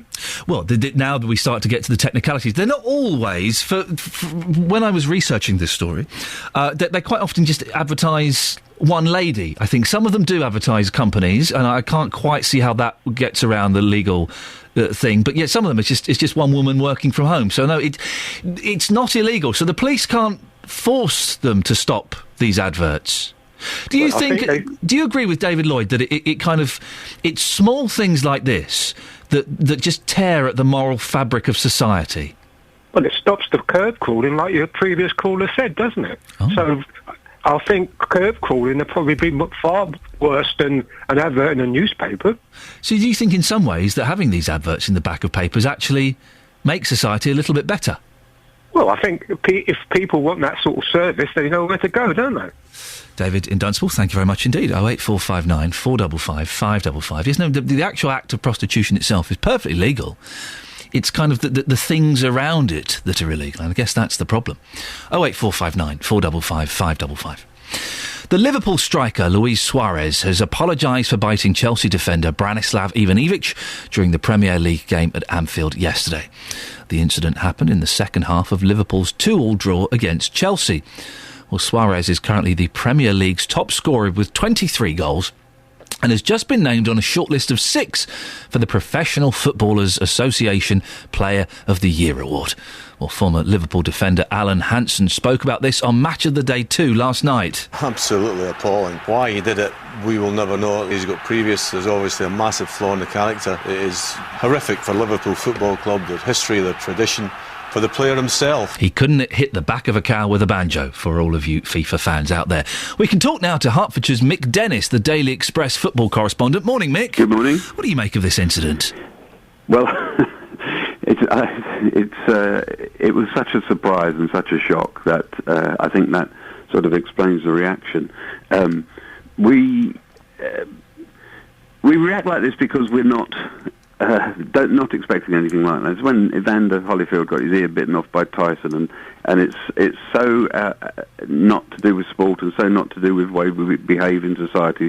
But I think we need to sort of calm down a little bit, because the interesting thing from my point of view is how well Liverpool have handled it since it happened, and that's in such stark contrast to what they did when Suarez was accused of racially abusing Patrice Evra. What have they done, Mick? How have Liverpool handled this? Well, let's think about how they handled Evra first. But Kenny Dalglish was the manager. As soon as the referee sent a message to his room and said, "Could you come and talk to me? There's been an allegation about one of your players." he knew what it was about, and he said, "Oh, he's got some previous about this, hasn't he?" Meaning Evra. And they drew the wagons round in a circle. Listeners may remember they had T-shirts printed supporting their player, and they defended him so much so it became a sort of Liverpool versus Manchester United rather than looking at the issue. And I still get letters and emails from Liverpool fans who are in complete denial, despite an absolutely forensic destruction of his case and by the independent panel and so on and so on. So that was what they did then. This time, Brendan Rodgers, the manager, not unknown in Hertfordshire, refused to say anything at all. Didn't say anything defensive. He said, and sometimes when managers say, "I've got to look at it," that is in itself a defence. But he did say, "We're not going to say anything until we've looked at it." And then the beauty of Twitter and other instant means of communication now is, as soon as they had looked at it, the club put out an apology. The player started to apologise. He contacted the victim, gave him an apology and elicited a sort of acceptance. So by the time papers were being printed, they had the apologies and the admissions. But Mick, he's a multi. Whether it's a criminal case or a civil case or a sporting case, an admission of guilt it goes a long way to helping the situation. He's a multi-millionaire. Yes. He's an inspiration for children all over the country, all over the world, and he's got previous biting. Previous, yeah, it's. I mean, that's, you see. Because we do. This is a common theme in my life. I see people who are capable of doing extraordinary things on the field, and so we start to think they are extraordinary people. But of course they're not. They're flawed like you and me. And the real genius of what they do on the field is that they are ordinary people capable of doing extraordinary things. And you're saying because he's a genius at football that we should indulge him slightly and let him get away with behaviour. I'm saying that this particular offence is not more because it's so out of keeping with football and such a bizarre thing to do. And shall we all agree that eating people is wrong? I think we can all accept that. Unless they ask for it, yes. But it's in my mind it is not more serious than an elbow smashed in the face. It's not more serious than running 30 yards to go over the top on the ball and maybe end someone's career. Mick, OK, we have to end it there just because I want to get in some more voices. Thank you very much, Mick Dennis, Daily Express football correspondent. What do you think? 08459 455 555. Are people overreacting? Or we can go now to our toothy bite correspondent, Justin Dealey. Justin. Crunch, absolutely. Delicious. I'm with John Shell live here in Luton. John, you're an ex-referee. Give us your reaction to what you saw yesterday afternoon. Well, I didn't think I thought it was a bit of a terrible thing to happen, for one player to do that to another player. But talking on the referee side, obviously the referee didn't see it. Had the referee have seen it, then he would have definitely gone walkabout. No problem about that. But you must have been appalled. I mean, I've never seen anything like that as a fan. Somebody biting another player is incredible. Well, no, nor have I. The worst I've seen is sort of somebody kicking somebody or somebody punching somebody, which I dealt with and just got rid of them. But as I say, if the referee had seen it, he would obviously have gone, no problem. So you're an ex-referee, somebody who refereed for 10 years. You've never seen that before, somebody biting an opponent. You've never seen that? No, not at all. No, never. When I mentioned to Iain around an hour ago that he's a racist, he's a diver, now... No, I'm not. Oh, you mean the football player. Sorry, carry on. He's a racist, he's a diver, he's a biter. Is there no place now for Suarez in our game? What do you think? Well, as far as I wouldn't like to get into the racist bit, you hear so many things, people say so many things about other people, but as far as skill-wise and as a footballer, he's a top. Yeah. But his actions and his attitude sometimes need looking at. And you're somebody who knows what you're talking about here, an ex-referee. He's got to be in now. Once the FA see this and they see the footage, he's got to be in for a huge fine and surely a long ban. Surely. Well, the FA have got their own ways of dealing with things. FIFA have got their own way of What would you do? Well, obviously, he's been banned before, as the radios are saying. He was banned, I think it was in the Dutch league. So obviously that people will look at that and go for it again, I would imagine. I think he obviously deserves something serious, something really serious. Appreciate your time. Thank you, John. Okay. There you go. That's John Shell joining us live, an ex-referee here in Luton. And Ian, you mentioned earlier that somebody was not very happy with my comments about Suarez. Can you tell me more? Yeah, I'm I interested can. by And this. for the first time since I've been here, it's not me getting the flack on Facebook, it's you. Benjamin Coppett Field says on the Facebook page, firstly, Suarez is a genius. Yes, I did say that, yes. And I'm angry, he's put an extra A in there, I'm angry with Justin's comments calling him a diver. Make him apologise, thank you. Do you know what? I'm sorry, but I am not going to apologise. Justin, for just that. please. I can't apologise because I know what I see when I see Suarez on TV. That there was an incident last year where there was nobody anywhere near the ball. I mean, get this man into the Olympic Games because he was just diving. Anybody, surely somebody's going to back me up here. Luis Suarez is a diver. Yes, he is a genius when he's got the ball at his feet, but when the ball's not at his feet, he is a diver. That is a fact. Justin, Benjamin Field is angry. He may be angry, but he's obviously not watching the same game that I'm watching. Football is a game full of opinions. Luis Suarez is a wonderful football player, but unfortunately, what else he gets up to is just not right. And Liverpool Football Club are such a historic football club, absolutely wonderful football club. They don't need players like that, giving them a bad reputation. They don't need that, Ian. So just finally, are you going to apologise to Ben? I would apologise if I got it wrong, but on this one, and I'm sure that many people will phone you up right now, backing me up, Luis Suarez is a diver. 08459 455 555. Thanks a lot for nothing, Justin. Oh dear. Right, travel news now. Beds, Hearts and Bucks travel. BBC Three Counties Radio. Well, looking a bit slow on the London-bound M1 between junction 11 at Dunstable and junction 9 at Redbourne, and the M25 anti-clockwise. It's heavy towards the roadworks section. It's heavy from junctions 26 to 25 at the A10, and then from junctions 25 to 23 South Mims, it's down to 50 through those roadworks, and a very slow anti-clockwise as well from 19 Watford round to junction 16, which is the M40. Stevenage on the A1M southbound junctions 8 and 7. The traffic looking a bit slow. And on the trains, we've got a good service now for First Capital Connect routes via Littleport. There was a problem with the engineering works which overran earlier this morning, so a good service on the trains now into London King's Cross. Alan Cowie, BBC Three Counties Radio. Thank you, Alan. Let's get the news and sport now with Catherine Boyle.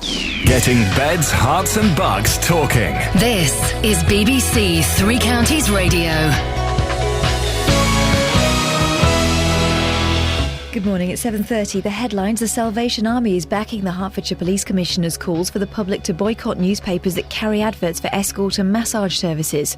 The trial of a Stevenage man accused of murdering his girlfriend Amelia Arnold starts at Luton Crown Court later, and police are appealing for witnesses after a fatal accident on the A413 at Gerrards Cross on Saturday afternoon.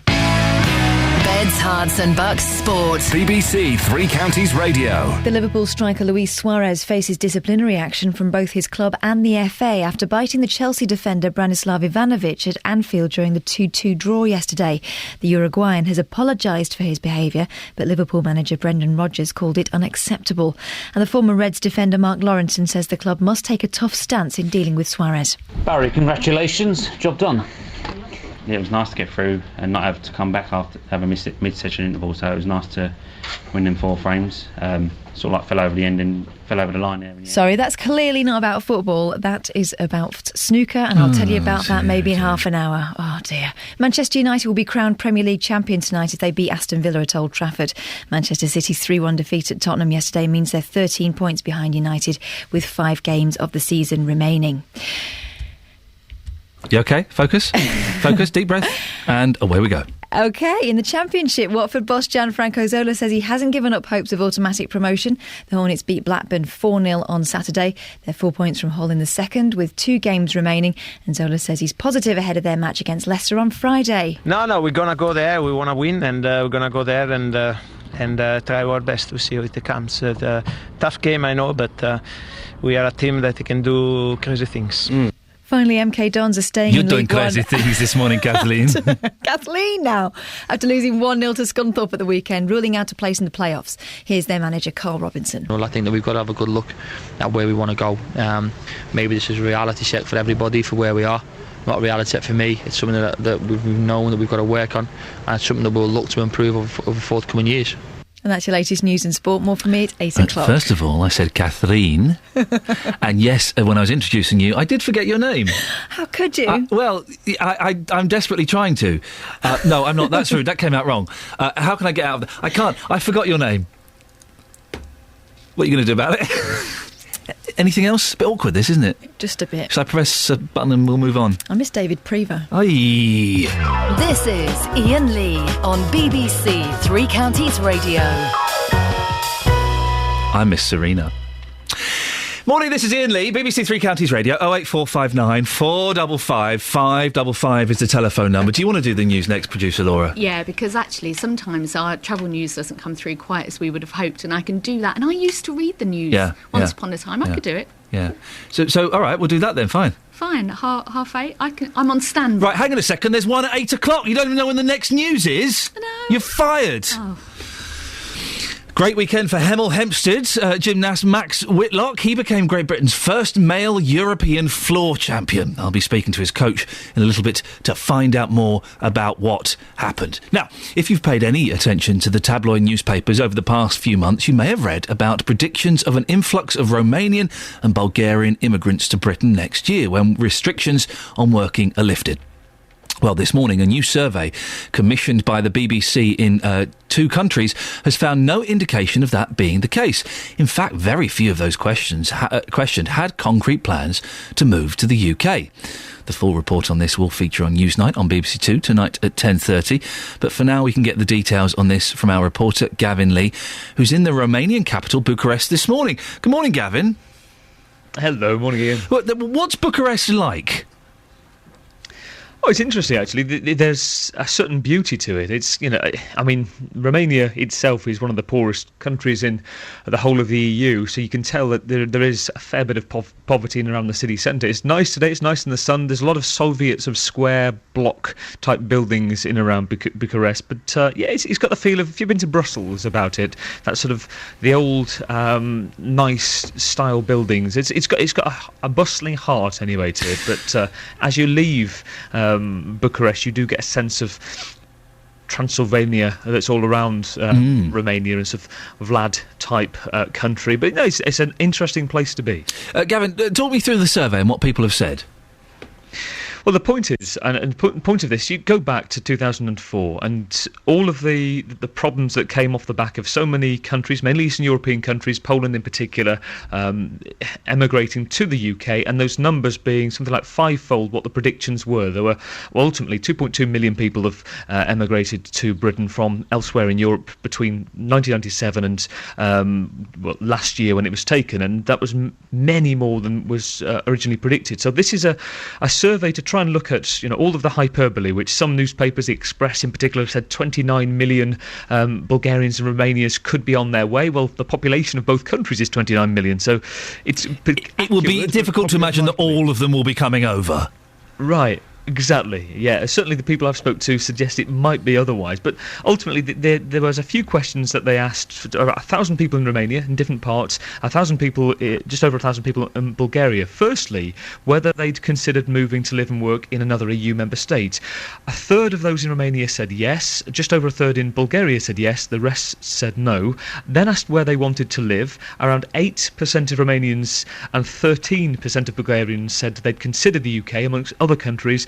And then when they whittled it down even more and said, was the UK the first choice country, 4% of Romanians said it was, with just under 10% of Bulgarians saying the same. Now, of course, this isn't scientific, it's a snapshot, and even with this, it would indicate that thousands could potentially be coming if that were the case, but certainly isn't a suggestion, as we've heard recently, that millions are coming over. There was also a difference, wasn't there, between those who said they'd like to come and those who had actually started to make concrete plans?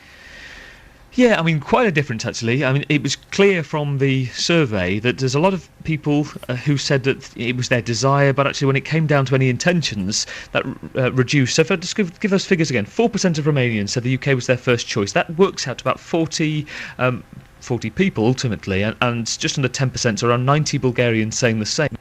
0.4% of Romanians said they'd started making concrete plans. 1.2% of Bulgarians said that they've actually started to look for a job. And as the other thing is, bear in mind this comes in, this new restriction relaxation of these work rules, January the 1st from next year. There are more people intending to travel this year than there are, according to this survey, next year when the changes come in. So as I say, this is not a scientific prediction, but it's one survey that runs counter to all of those recent spate of reports which suggest much higher figures. There will be people listening to this, Gavin, I know, because I've spoken to them, who'll be saying, yeah, they're not coming over here to work, they're coming over here to get their benefits. What sense do you get of that out there? Well, it's interesting because Newsnight put a separate question to people who'd been asked all of these pretty straightforward sequence of questions. They asked whether David Cameron's recent announcement that he said that he would be trying to restrict state benefits for Romanians and Bulgarians to make it harder for them to claim in the UK. Of the Romanians asked about that, whether it would affect their decision, 70% said it would, but most of the Bulgarians said it wouldn't affect their plans. So yeah, I think there is a sense that from the talk, the fact that they could be spending longer without any money if they were coming not to work does put people off. Gavin Lee in Bucharest, thank you very much indeed. Across beds, hearts and bucks, this is Iain Lee on BBC Three Counties Radio. The only bit of Bulgarian I know is Kalinka Malinka. Do you know what Kalinka Malinka is? Ladybird. Yeah, we had, listen, I was so middle class, we had a Bulgarian cleaner for a while, and we had loads of ladybirds. When I say loads, I mean like sort of 40. Imagine 40 or 50 ladybirds coming through a window. I said, oh my goodness, look at the Kalinka Malinka. Boom, what a great word. Hemel Hempstead's Max Whitlock became Great Britain's first male European floor champion after he shared gold with Israel's Alexander Shatilov in Moscow over the weekend. Whitlock also won bronze on the pommel horse and silver in the all-round event, in what's proved to be an amazing weekend for the Hertfordshire gymnast. Pommels is always my main focus, and I want floor to be as well, and then obviously the all-round, like I've been saying before, and you know, I just can't believe this whole weekend at Europeans for me. It's been absolutely amazing, and yeah, I don't even know what to say. I'm pretty speechless, to be honest. It's unbelievable. Well, Scott Han is Max's coach. Morning, Scott. Good morning. I'm assuming there were some celebrations last night. Did you go out and party? Yeah, we did actually. It was really nice. The federation actually got us all together, a couple of bottles of champagne, you know, a nice toast to all the guys and everything, and all the hard work that got into to get the amazing results that we did this week. How significant is this an achievement for Max?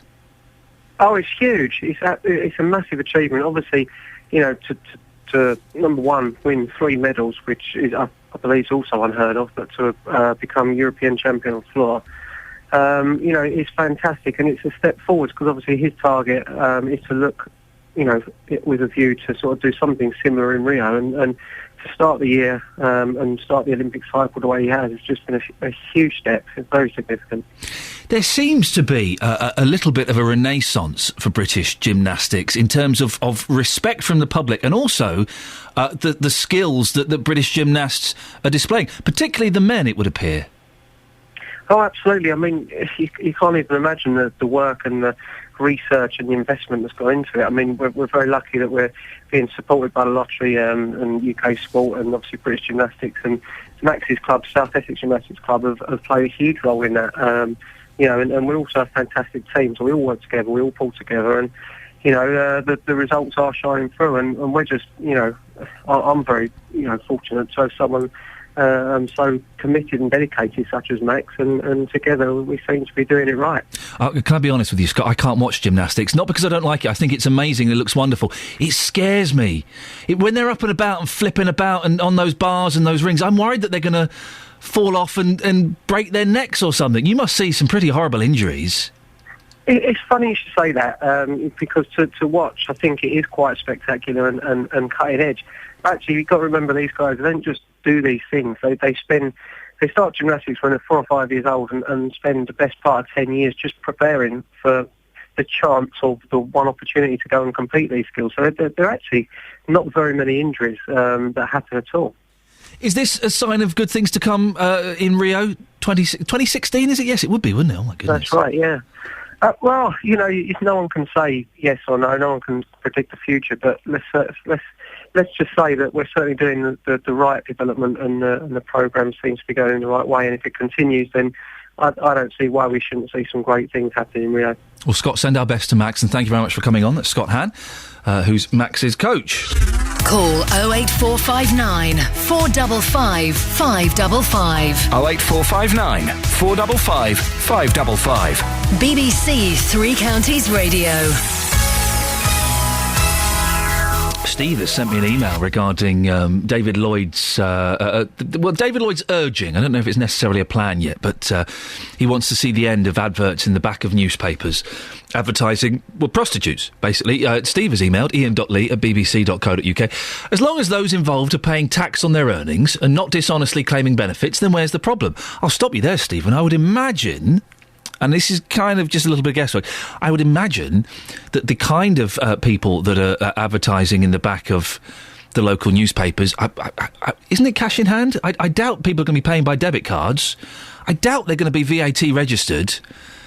So, just to flag that up, in a different job while overseas, I met many escorts with degrees who not only enjoyed their work, but also transformed their lives in a few years by being able to buy houses with cash, while having enough left over to set up businesses.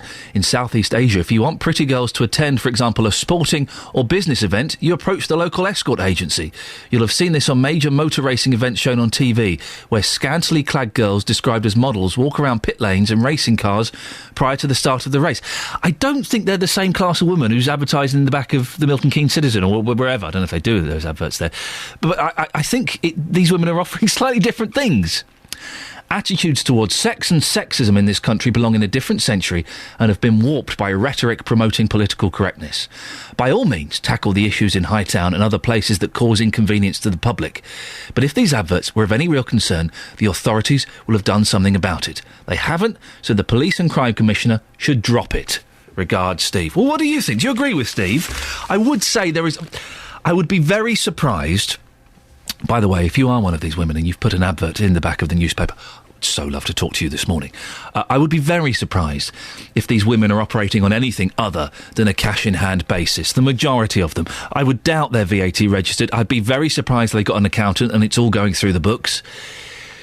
It is, isn't it? You phone up, do you do a massage? Yeah. Do you do anything extras? We can talk about that when you get here. I think that's how it works, isn't it?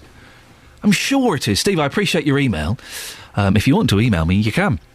Iain, IAIN.LEE@bbc.co.uk. Better to give me a call, though. We can discuss these things on the air. 08459 455 555. It's approaching 7:45. Let's get the travel news now. Here's Alan. Beds, Herts and Bucks travel. BBC Three Counties Radio.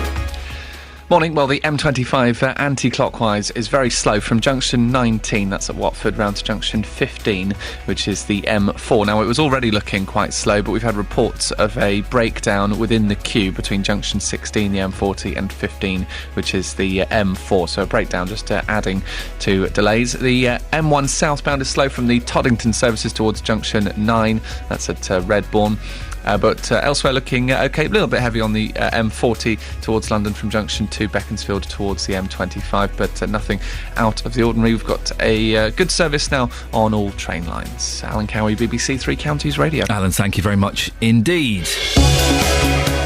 Right, 7:46 or thereabouts. It's Monday the 22nd of April. I'm Iain Lee, and these are your headlines on BBC Three Counties Radio. The Salvation Army is backing the Hertfordshire's Police Commissioner's calls for the public to boycott newspapers that carry adverts for escort and massage services. The trial of a Stevenage man accused of murdering his girlfriend Amelia Arnold is set to begin at Luton Crown Court later.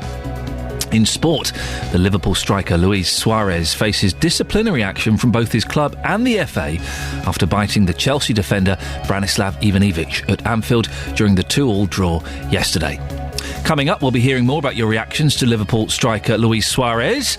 Is he a bit of a diver, a little bit of a cheat, as Justin says, or do you disagree with that and agree with someone on Facebook, Benjamin, who says, come on, he's a genius, he's not a diver?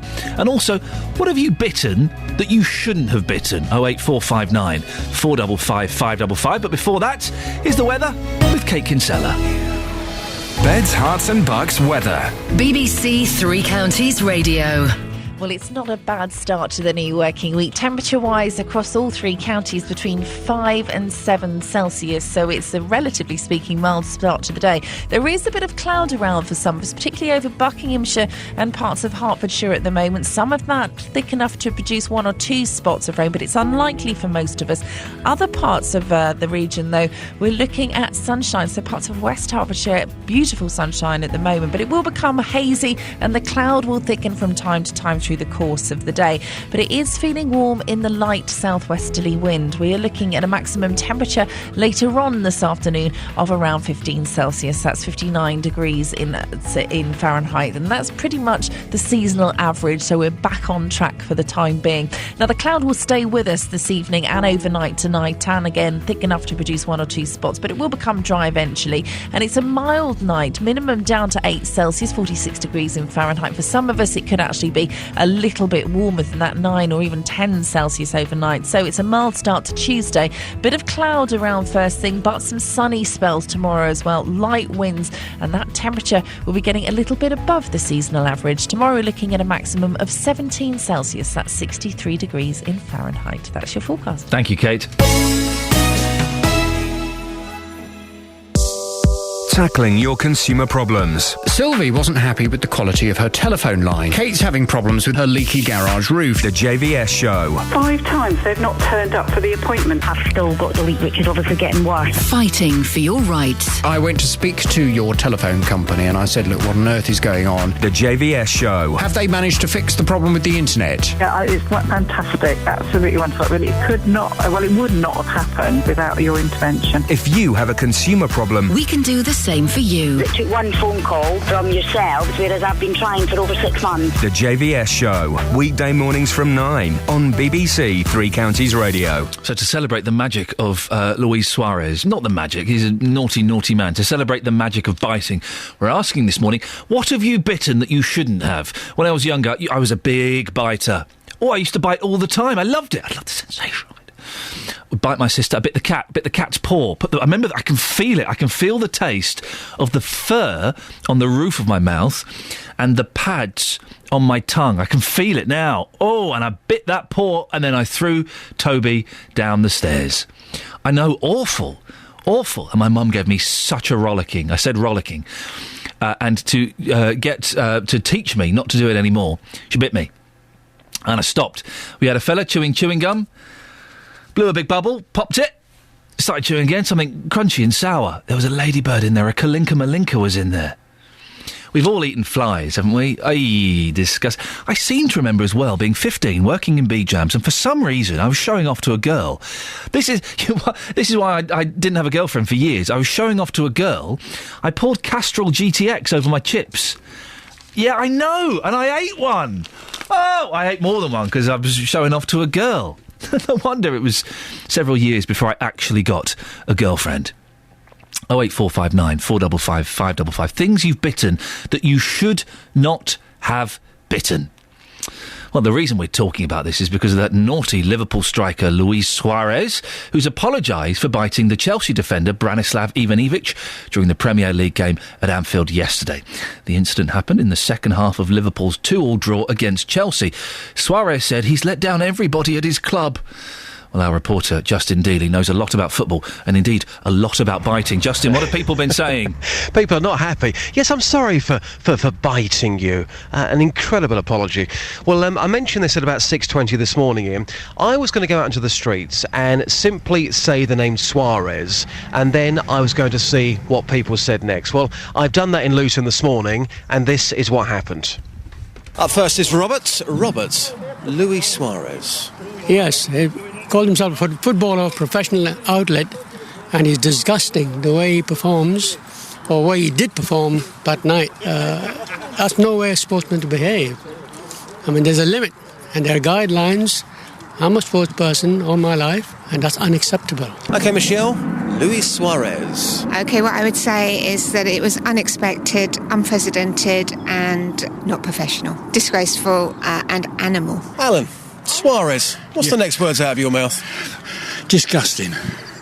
Absolutely disgusting. I can't believe that anybody would sort of... I mean, he sort of got hold of the chap's arm and sort of looked at it and it was almost as though he thought, God, that looks good, I'm going to have some of that. It really was. I couldn't believe my eyes, I really couldn't. Come on, Alan, are you telling me you've never bitten anybody in your life? Yes.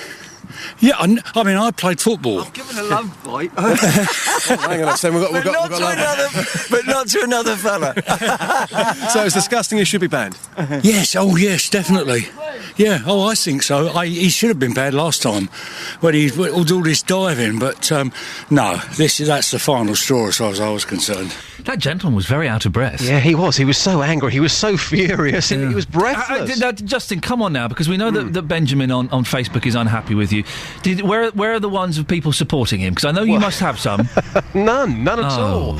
And you mentioned there with before about diving, and that this person on Facebook is angry that I would suggest that Suarez is a diver. How outrageous of me.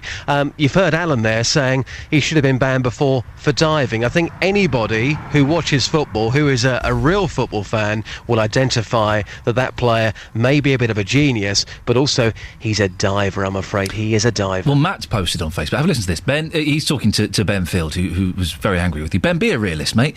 The guy does go down far too easy. Yeah. I also support Liverpool, and I'm embarrassed by the diving. Mm-hmm. As for this latest incident, we need to sell him on. He's on the front of the paper more often than the back for all the wrong reasons. No one player is bigger than the club. But if he's as good as you say, Justin, they're not going to sell him on, are they? They will be absolutely mad to sell him. I mean, yes, he obviously gets in the papers for all the wrong reasons, but then again, he does get in the papers for the right reasons as well. He is a fantastic football player. You know, £22.8 million. That may be a lot of money to some people. Well, it is, yes. In terms of football, that is a bargain. That is an absolute bargain, because if they were to sell him, I guarantee you right now, they'd probably get 40 million for him. He is a top player. But unfortunately, it's the other things. It's the diving. It's the racism. It's the biting. All these things that unfortunately go against Come on, Justin, tell us how you really feel. Those things go against him, but he is a fantastic player, and Liverpool wouldn't be the same side if he wasn't in it. He's that good. Nick Hedges has posted what I believe is a football joke on Facebook. I'm going to read it to you. Lovely. Suarez bit the Chelsea player because he wanted a taste of the Champions League. I don't know what that means, but it's got a chuckle from you, so that's good, is it? Yeah, so Chelsea won the Champions League last year, but of course Chelsea gave up the cup last week because they had to hand it back over, and they got knocked out in the early stages this year. But that's quite a good joke. I like that one. Yeah, good stuff. Good stuff, Justin. Thank you very much indeed. Louise in Hemel has texted in about Suarez, 81333, starting her text 3CR. Why the debate? Anybody in any other job would be sacked, no matter how good at their job. Despicable. I'm a huge football fan, but will not watch any team with Suarez in again. And Phil says, I'm with Justin. Suarez is a cheat. Liverpool knew that when they signed him. Just look at what he got up to in the last World Cup. And I don't care how angry this comment makes people feel. It's all a little bit one-sided. Apart from Benjamin Field on Facebook, who's angry, it's all a little bit one-sided. Is there anybody out there on Suarez's side who can defend him? He thinks he's not a cheat, he's not a diver. Thinks the racist thing got a little bit blown out of proportion. Can anybody call in and defend Luis Suarez? 08459 455 555. Let's have a quick look at the front pages of some of these newspapers, shall we? The Guardian. Short sessions make MPs look lazy. Hodge, coalition urged to extend Parliament as it feels as if we're hardly working. MPs risk accusations of laziness and poor value for money. They risk accusations, or they're facing accusations, because the number of hours they work in Westminster appear to be shrinking, according to the senior MP responsible for scrutinising public spending. Well, I think they face that criticism already, don't they? Marathon Mourns, London runners remember Boston. And here's a little square on the front of The Guardian. And I'm surprised this story hasn't been bigger. The earthquake in China. It's killed over 200 people. Yesterday there were about 6,000 missing, probably a lot more. And yet it's had hardly any coverage at all. I don't... Not comparing the two at all, but the Boston bomb, 3 people dead, 170 injured. It's everywhere. China, 200 dead, a few thousand missing, injured. Gets hardly any coverage. I don't know. Just strikes me as a little bit odd. The Independent, another picture of the start of the London Marathon. People with their heads bowed, starting silent, London's message to Boston. And pay up or watch child poverty get worse, top advisors tell Coalition. The Times, Cameron is told to drop snooping on web users. Cybercrime experts attack dangerous plan. Sweeping plans to hand the security services the power to snoop on your emails, website visits, quick delete your web browsing page, and social media sites, and dangerous and must be abandoned, David Cameron has been warned. Cybersecurity experts have written to the Prime Minister saying that the proposals will be expensive, will hinder innovation and will undermine the privacy of citizens. You got anything to hide? I don't want people... Listen, my web browsing history is pretty darn clear. Now I've worked out how to delete it. But I don't want people snooping through my emails. I say private things in my emails. They're private. It's like having every letter. We don't send letters, do we? Every phone call. Oh, they monitor those already, don't they? It's private, though. A member of my team, Justin Dealey, if you've got nothing to hide, what's the problem? Well, that's not the point, though, is it? The point is, it's private. Yeah, it might save someone's life. Well, it probably won't. The Daily Telegraph. There's that pregnant lady. And 8,000 NHS staff on £100,000 salaries. Wowzers. We'll have a look at that a little bit later on, but... It's time now to get the travel news. Here's Alan Cowie. Beds, Herts and Bucks travel. BBC Three Counties Radio.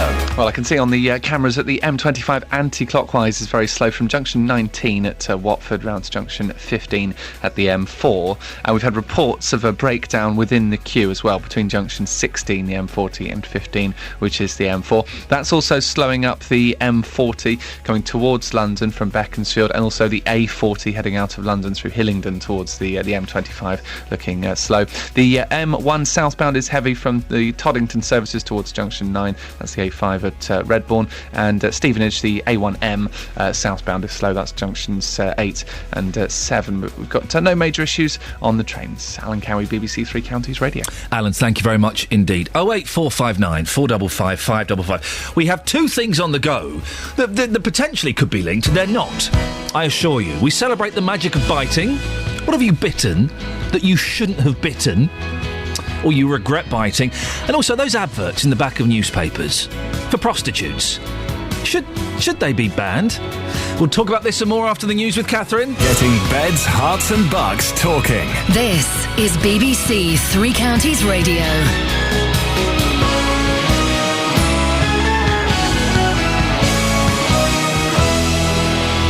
Good morning, it's 8 o'clock. The headlines: Commissioner calls for action on prostitution, Stevenage man stands trial for murder, and suspicions bombers wouldn't have stopped at Boston. BBC Three Counties Radio. The Police and Crime Commissioner for Hertfordshire is calling for the public to take a stand against newspapers carrying adverts for escort and massage services.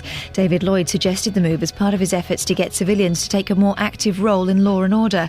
But Paul Connew from St Albans is a former deputy editor of the News of the World and Daily Mirror. He believes such a campaign could spell the end for local papers. Many of them rely heavily on a dwindling advertising market, and these are one area of advertising that does still come in, and whether you would like it or not, I don't particularly, but I think to ban it could actually have repercussions, in fact, for the survival of some publications. A Stevenage man is set to stand trial for the murder of his girlfriend. The body of 19-year-old Amelia Arnold was found in Hatfield last November. 22-year-old Jack Wall has pleaded not guilty to murder. Police are appealing for witnesses to a fatal accident on the A413 at Gerrards Cross on Saturday afternoon. An 89-year-old man from Amersham died at the scene of the two-car collision on Amersham Road at around 5:20. His wife has life-threatening injuries. Their passenger, along with two men from the other car, is being treated for serious injuries. Boston's Police Commissioner Ed Davis has said he believes the two brothers who are thought to have carried out the marathon bombings were planning further attacks. Investigators want to interview the surviving suspect, Yochar Tsarnaev, but he's in a serious condition in hospital and can't speak. The Education Secretary, Michael Gove, will today announce plans for a new technical baccalaureate for 16 to 19-year-olds. Luke Walton has the details. The technical baccalaureate won't be a qualification in its own right, but it will be a measure of achievement which will figure prominently in school league tables. To achieve one, students will have to pass a mathematics qualification above the level of a GCSE, a written research project and an approved vocational course. Ministers hope the Tech Bac will have the same status as A-levels and answer criticism from universities and employers that some current vocational education is too narrow or of questionable quality. More than 500 leading businessmen and women have urged the government to devolve powers from Brussels to London. The group, which includes the chairman of Ocado and the chief executive of Next, says jobs and growth depend on a looser, more flexible relationship with the European Union. In sport, the Liverpool striker Luis Suarez faces disciplinary action from both his club and the FA after biting the Chelsea defender Branislav Ivanovic during yesterday's 2-2 draw at Anfield. The Uruguayan has apologised for his behaviour, but the Liverpool manager Brendan Rodgers called the incident unacceptable. The weather mainly dry with sunny spells and a top temperature of 15 degrees Celsius, that's 59 Fahrenheit. There's more news and sport online at bbc.co.uk/3 counties. BBC Three Counties Radio. First for news. So, have we narrowed it down to one thing that you've bitten that you shouldn't have bitten, and how on earth did it get in your gob? Right, well, I mean, it was asking for it, really. A baby's teether. Have you ever chomped on one of those? Oh, they're very satisfying, especially if they've been in the fridge. Well, it hadn't been in the fridge. It was full of water, and I only managed one bite before it burst. You burst a baby's teether? Well, that's tomorrow's phoning. When have you made a baby cry? I did that at the weekend by putting my TV in the garage for 2 days. He was asking for it, wasn't he? He was. Yes, he was. I can't say it on the radio, can I? Thank you, Catherine. Thank you. When have you made a baby cry? It's cruel, but maybe we'll do it tomorrow. I did. I pressed the nuclear button on Friday. The eldest was being a little so-and-so, would not get in his bed, kept getting up and running downstairs. He's worked out how to do the stair gates, you see. It's pointless now. Anyway, I said, if you don't go up to your bed at the count of 3, that TV is going to go into the garage. I counted. The TV went into the garage. I had a 3-year-old running around in the street in just his pyjama tops. There were no bottoms or pants. Screaming. I had to pick him up and hold him as he was kicking me. Say, I hate you, Dad! I hate you on my TV! Wowzers. I pressed the nuclear button and it all kicked off. Morning, 4 minutes past 8. This is Iain Lee, BBC Three Counties Radio. Lots coming up, including... Should newspapers be banned from printing adverts for escorts and massage parlours? Well, the Police and Crime Commissioner for Hertfordshire, David Lloyd, thinks so. Do you agree? Or is it too much censorship? Liverpool striker Luis Suarez has apologised for biting Chelsea defender Branislav Ivanovic. An act of brutality is the Independent's verdict, while the Telegraph calls Suarez the cannibal of Anfield. Who or what have you bitten that you shouldn't have? Well, Stephen Shambert bit into a ladybird. Crunchy and sour, apparently. And if you've got a story that you think we should be talking about on this programme, I do want to hear from you. I'll give you the email address in a little bit. Dave Fulbrook did that. He told us about a footpath near to Sundon Park in Luton, which has been moved to the other side of the road. He was worried that it was dangerous. Well, the council came on this show on Friday and they promised to do something about it. We'll find out if they have in around half an hour's time. Facebook.com/BBC3CR, or you can give me a call 08459 455 555. BBC Three Counties Radio. Should newspapers be banned from printing adverts for escorts and massage parlours? The Police and Crime Commissioner for Hertfordshire thinks they should. Speaking to me on this programme last week, David Lloyd said the public needed to take a stronger role in policing society. And by this he meant buying those papers which carried adverts that people would be making a stand against this. Well, does he have a point? With us now is media commentator Steve Dyson. Morning, Steve. Good morning. Steve, should these adverts be banned?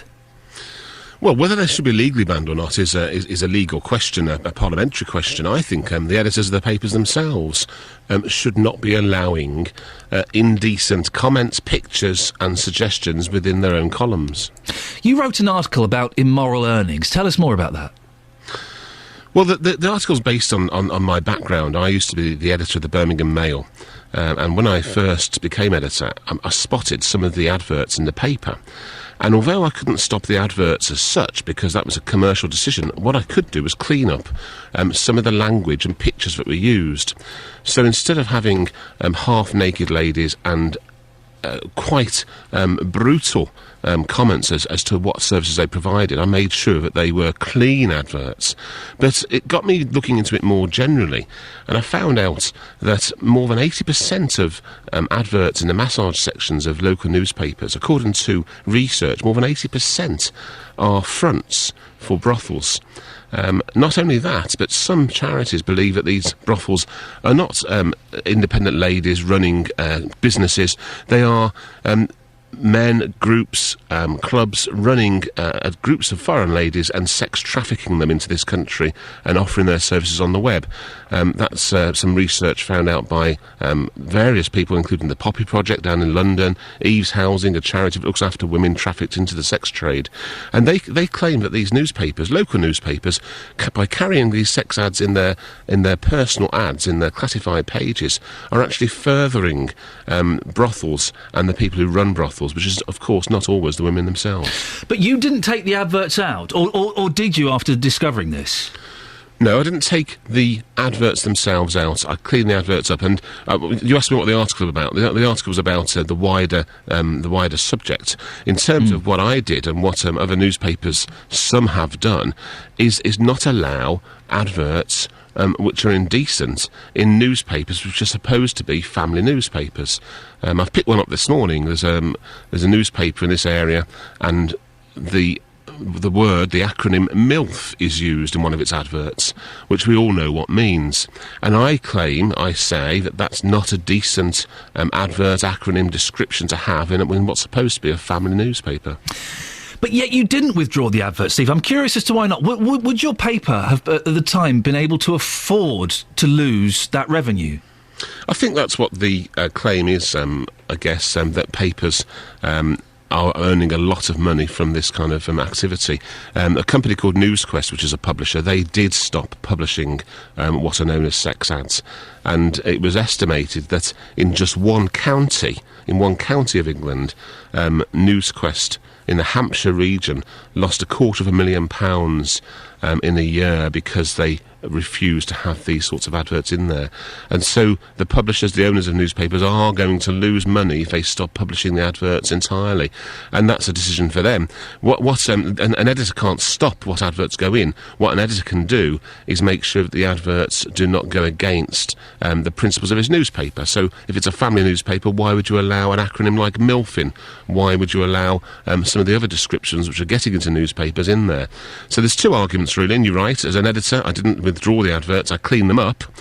Some newspapers, though, some newspaper groups have decided, no, we won't publish any of these adverts at all. Escorting itself it isn't illegal, and we've had some people this morning saying, well, hang on a second, it's censorship to remove these ads or to possibly even change these ads. Why shouldn't people be allowed to advertise? Is there an argument for completely denying these adverts? I suppose there's all sorts of arguments, aren't there? But, I mean, one of the strongest ones that I've heard in my research of this area is that newspapers are more or less acting as pimps. By publishing these adverts which are selling sex, they are acting as pimps for the women who are or for the businesses which are placing the women's adverts there. And again, to do that in what's supposed to be a family newspaper where they uphold principles, where they're about education and health and family subjects, I just think it's hypocritical of the papers to do that. Thank you very much indeed, Steve Dyson, media commentator. Well, what do you think? 08459 455 555. Is it appropriate for prostitutes to advertise in your local paper? Do you think... Well, come on, listen, they're providing a service, for goodness sakes. And interesting that Steve didn't quite give a clear answer, unless I missed it. Didn't remove the adverts himself. He changed the language, and who'd have thought we'd have had the word MILF said, 3 times now on a breakfast show, and that will be the last time. I'm pretty sure of it. And April's just emailed me saying, I don't know what that word means. Can you tell me? No. And it's spelt with an F, not a PH. But it is changing the language. Is that more acceptable? I think David Lloyd's point was that the morality of society is fraying at the edges, and that we can all do a little bit by not encouraging or allowing these adverts to take place. Well, what do you think? 08459 455 555. Nick has texted in 81333. Starting his text 3CR, I'm a man on my own. I don't have a partner. Because of the long hours I work, I simply don't meet ladies via normal routes, i.e. in a pub, a night out. I don't think anyone's ever picked up anyone in a pub, have they? Have they? So I have used an escort. It's not only men that book an escort, some women book a male escort. We don't necessarily want a husband or a wife, but just now and then, we all need the occasional bit of company. And I'm not in any way... Nick, making a judgment here on people who use escorts or necessarily escorting itself at the moment. I think that's a discussion for another day. I think the point here is it acceptable to have these adverts in the back of newspapers? And the local paper, it is... Well, it's a family paper, isn't it? I don't know whether young people read them or not anymore, but it is local news. It's telling you about naughty counsellors. It's telling you about sporting triumphs. It's telling you about what's happened at the local primary school. And then you flick a few pages past the houses and the car adverts, and you got Bubbles advertising all services. You know, you got... I nearly said something very, very rude there. I managed to censor myself just in time. Thank goodness for that. Otherwise, that would have been a short-lived career at BBC Three Counties Radio. Is it appropriate to have those adverts in the back of the newspapers? 08459 455 555. Let's have a look at the front of some of the national newspapers. Oh, by the way, I believe JVS will be talking about this, asking after 9, do you think it's okay for prostitutes to advertise in your local paper? 08459 455 555. The front page, we got some of the Telegraph. Injured bomber may never talk again. Oligarch puzzled by Euro. The Russian billionaire Oleg Deripaska predicts the Eurozone will break up. Boring story that I shouldn't have even looked into in any detail whatsoever. Boring. The Daily Express. There's a 40-year-old cub leering at the pregnant princess. It's Bear Grylls. That's who he is. Right, I didn't realise. Bear Grylls dressed as a scout. I genuinely didn't realise. This is the first time I've ever seen a picture of Bear Grylls. You talk about putting things in your mouth that you shouldn't do. Bear Grylls does that all the time, doesn't he? Isn't he the gentleman that eats like a frog's poo or something, and then drinks his own wee-wee and then goes and stays in a luxury hotel overnight? I think that's the gentleman. The Daily Express also say, summer holiday prices to plunge. Here we go for the man who's not yet booked a holiday, and hopefully tomorrow afternoon we'll know when he can take some time off. Holidaymakers travelling to Europe this summer can expect their money to go further thanks to plunging resort prices. Despite sterling taking a pounding against the euro this year, the cost of spending abroad has fallen dramatically at many destinations, according to the Post Office. The Daily Telegraph. Dawn French has married a man. And a generation of unruly toddlers. School Minister, nursery children aren't taught manners. Nurseries are breeding a generation of toddlers with no manners, the Education Minister has warned. Elizabeth Truss condemned chaotic preschools that allow children to do what they want all day long. Yeah, we went to look at a nursery recently for our eldest, and they were all running all over the place. There were 3 separate rooms on the outside, and we said, right, so when do they go into each class? Oh, they're allowed to move between each class whenever they want. Sorry? And do you make them sit down and eat? Well, they can do if they want. Excuse me? And at what point do you sit them down? These are 3-4-year-olds. At what point do you sit them down and teach them reading or writing? Well, it's not really what we do here. What? 08459 455 555. 8:15, let's get the travel news now. Alan Cowie. Beds, Herts and Bucks travel. BBC Three Counties Radio. Well, the western section of the M25 is crawling anti-clockwise from junction 21, which is the M1, around to junction 16 at the M40. Now, there was a breakdown within the queue shortly before junction 15, which has been moved now. It was already looking quite slow anyway. It's also making the M40 heavy from junction 2 Beaconsfield towards the M25, and also the A40 heading out of London from Hillingdon towards the M25 looking very slow as well. Green Lane in Northwood is closed around Rickmansworth Road, and that's because of an accident. M1 southbound has delays from junction 11, that's Dunstable, towards junction 9 Redbourne. That's going to take you about 15 to 20 minutes or so. And just check the trains, we've got a good service on all lines. Alan Cowie, BBC Three Counties Radio. Thanks, Alan. Right, it's 8:16. It's Monday, the 22nd of April. I'm Iain Lee. These are your headlines this morning on BBC Three Counties Radio. The Police and Crime Commissioner for Hertfordshire is calling for the public to take a stand against newspapers carrying adverts for escort and massage services. A Stevenage man is set to stand trial for the murder of his 19-year-old girlfriend, Amelia Arnold, later today. In sport, at the World Snooker Championship, former champion Shaun Murphy is through to the second round following a 10-5 win over Martin Gould. Shaun Murphy, I wonder if he's an Irish gentleman. The weather today for Beds, Herts and Bucks, mainly dry and cloudy with bright or sunny spells this morning. Later the cloud may thicken to produce a few drops of light rain. Maximum temperature 15 degrees. Coming up, we'll be talking to the Royal College of Nursing about whether there should be minimum staff levels in hospitals to ensure patient safety.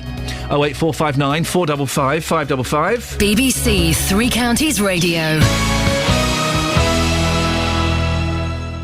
Nick Coffer on BBC Three Counties Radio. Every weekday between 12 and 3, I'm here with a little bit of celebrity. I've always loved being a comedian because it's my job, so I'm going to keep doing that. I was voted Japan's #1 male vocalist of the year, and I beat out Frank Sinatra. How's that? Expert advice. It does sound like it's a mechanical pain brought on by altered mechanics in your upper limb. Your capital's protected because I'm guessing what you don't want to do is take any risks with the capital itself. And loads of really great music. Nick Coffer, weekdays from 12 on BBC Three Counties Radio. BBC Three Counties Radio. Why don't you listen to it if you like it, especially if you've got a Reg diary. Oh, hey, yes. That'll be nice. Yeah. Jonathan Vernon-Smith is in. Good morning. Looking a little bit, it's got to be said, sexy. Oh. Yeah, look, it's got to be said, sexy. Sexy geography teacher. Sexy. Why'd you have to be so sexy? Everything about you is sexy. Thank you. You're welcome.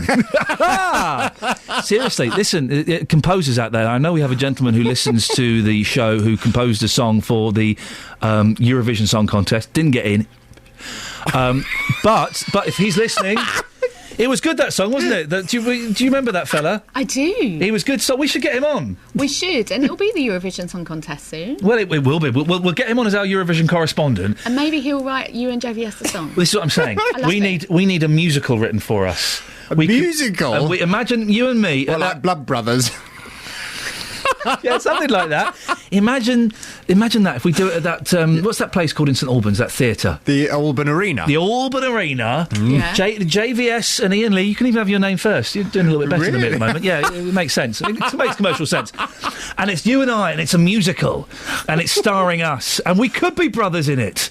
And you're the bad brother, and I'm the handsome good brother, and we fight over a girl or a dog. I don't care. We fight over something, but we fight in song because you're doing something wrong. Good, wasn't it? I love it. I'm up for that. You're only here for another few weeks, though. Yeah, I'll try and sort it out for you. Could you pass that producer, that message on to the new producer? Yeah, okay. Please, who's I'm really looking forward to working with. Really looking forward to that. It's going to be a lot of fun. Oh dear. I've got less than 4 weeks, I don't care. Yeah, we know. We've noticed that in your attitude towards work. Now, go and make me a cup of tea. Oh. Are you still got a cob on? My belly. Oh, I've faded her. I'm really sorry. She's going to. I literally don't care. Really? I don't care. She doesn't care. No one cares. Can't wait for the new producer. It's going to be exciting. Do we know who this is going to be yet? We might do. Yeah. Exciting. Now, Jonathan Vernon-Smith. Oh. It's not all about me. It's about you now. True. What's coming up on your show? From 9. Well, we're going to be continuing this discussion you've been having this morning. I'm asking from 9, do you think it's okay for escorts to advertise in your local paper? as you've been discussing today, the Police and Crime Commissioner for Hertfordshire is encouraging people not to buy papers which advertise escort and massage services. David Lloyd said the public needs to take a stronger role in policing society. But do these types of adverts really bother you? Are they really creating a problem for society? Or do you think it's about time that we just accept it? And let's not tiptoe around this. Many of these so-called escorts and massage services, they're prostitutes. That's what they are. They're prostitutes. Isn't it the oldest profession in the world? And does it really bother us if we see in our local paper, Will you stop it? What's wrong? If you see in your local paper adverts for sex workers from 9 this morning, I want your view. 08459 455 555. Well, you saw my view just then. I didn't know you could get your head above... Your leg above your head. Have you ever put anything in your mouth that you shouldn't have done? I beg your pardon. We're celebrating the magic of biting after Suarez bit another player, another gentleman, on the football pitch. So we're asking, what have you put in your mouth, or what have you bitten on that perhaps you shouldn't have done? I don't know if there's anything that you've... I'll be here at 9. Across beds, hearts and bucks, this is Iain Lee on BBC Three Counties Radio.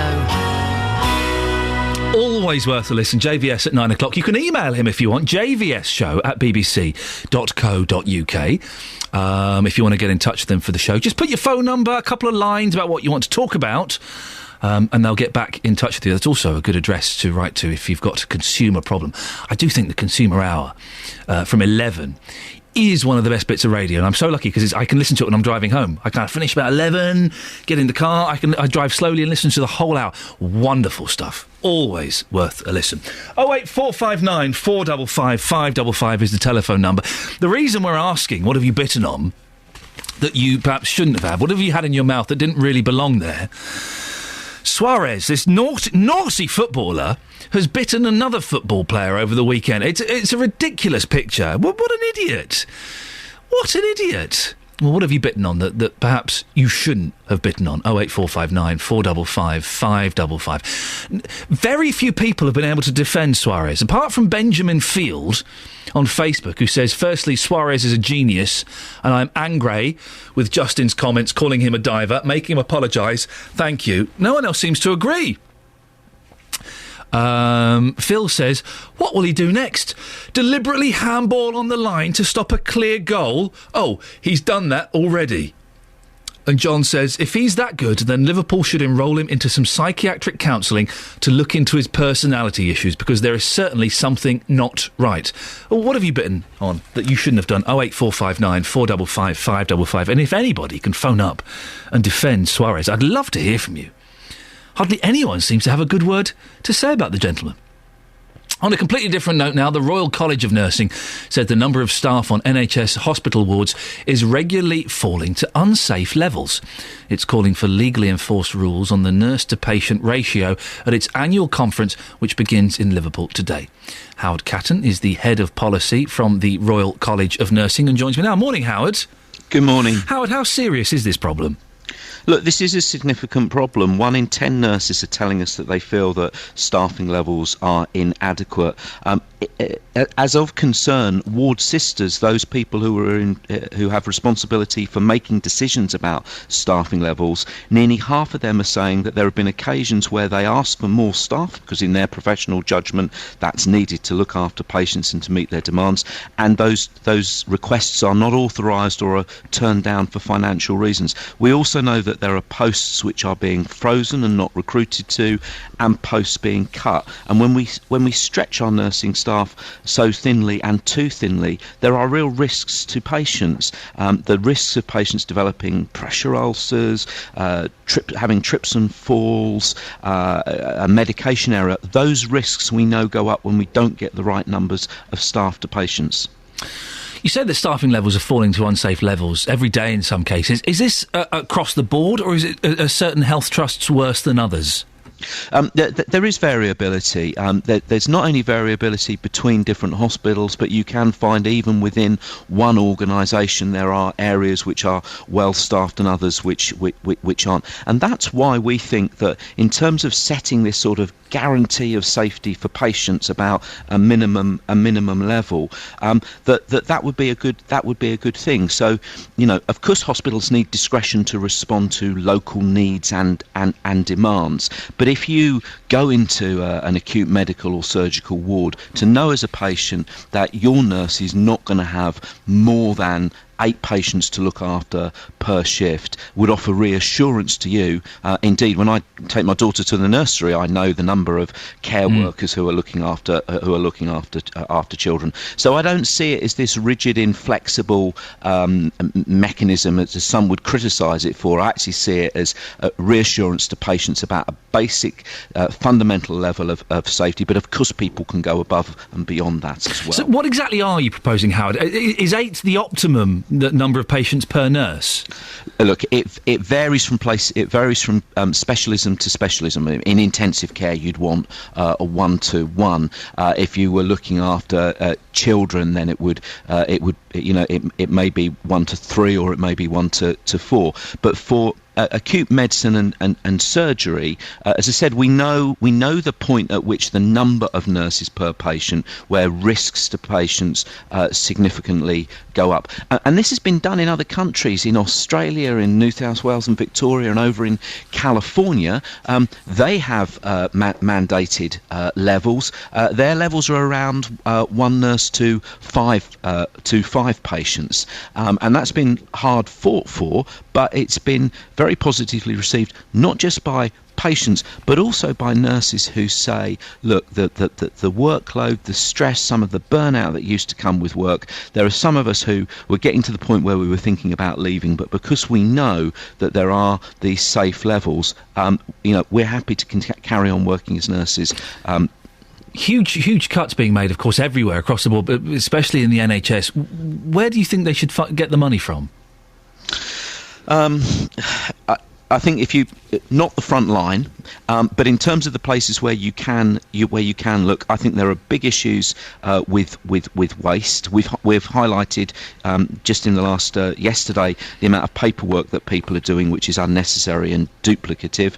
We know that there is waste in terms of the medicines budget as well. We know that we're paying for some of the goods and services that the NHS buys and the way that it builds new hospitals through PFI, that those don't represent value for money. I have to say some of the reorganisations and changes the health service is going through, we're concerned that that's has the potential to take people's eye off the ball in terms of the core fundamental job of looking after patients.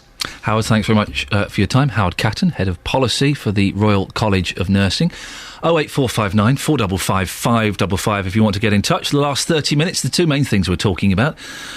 Those adverts for prostitutes in the back of newspapers. Are you happy to have them there? Do you agree with David Lloyd that maybe you should boycott those papers that carry those adverts? And also, what have you had in your mouth that didn't belong there? 08459 455 555. Right, let's get the travel now. Here's Alan Cowie. Beds, Herts and Bucks travel. BBC Three Counties Radio.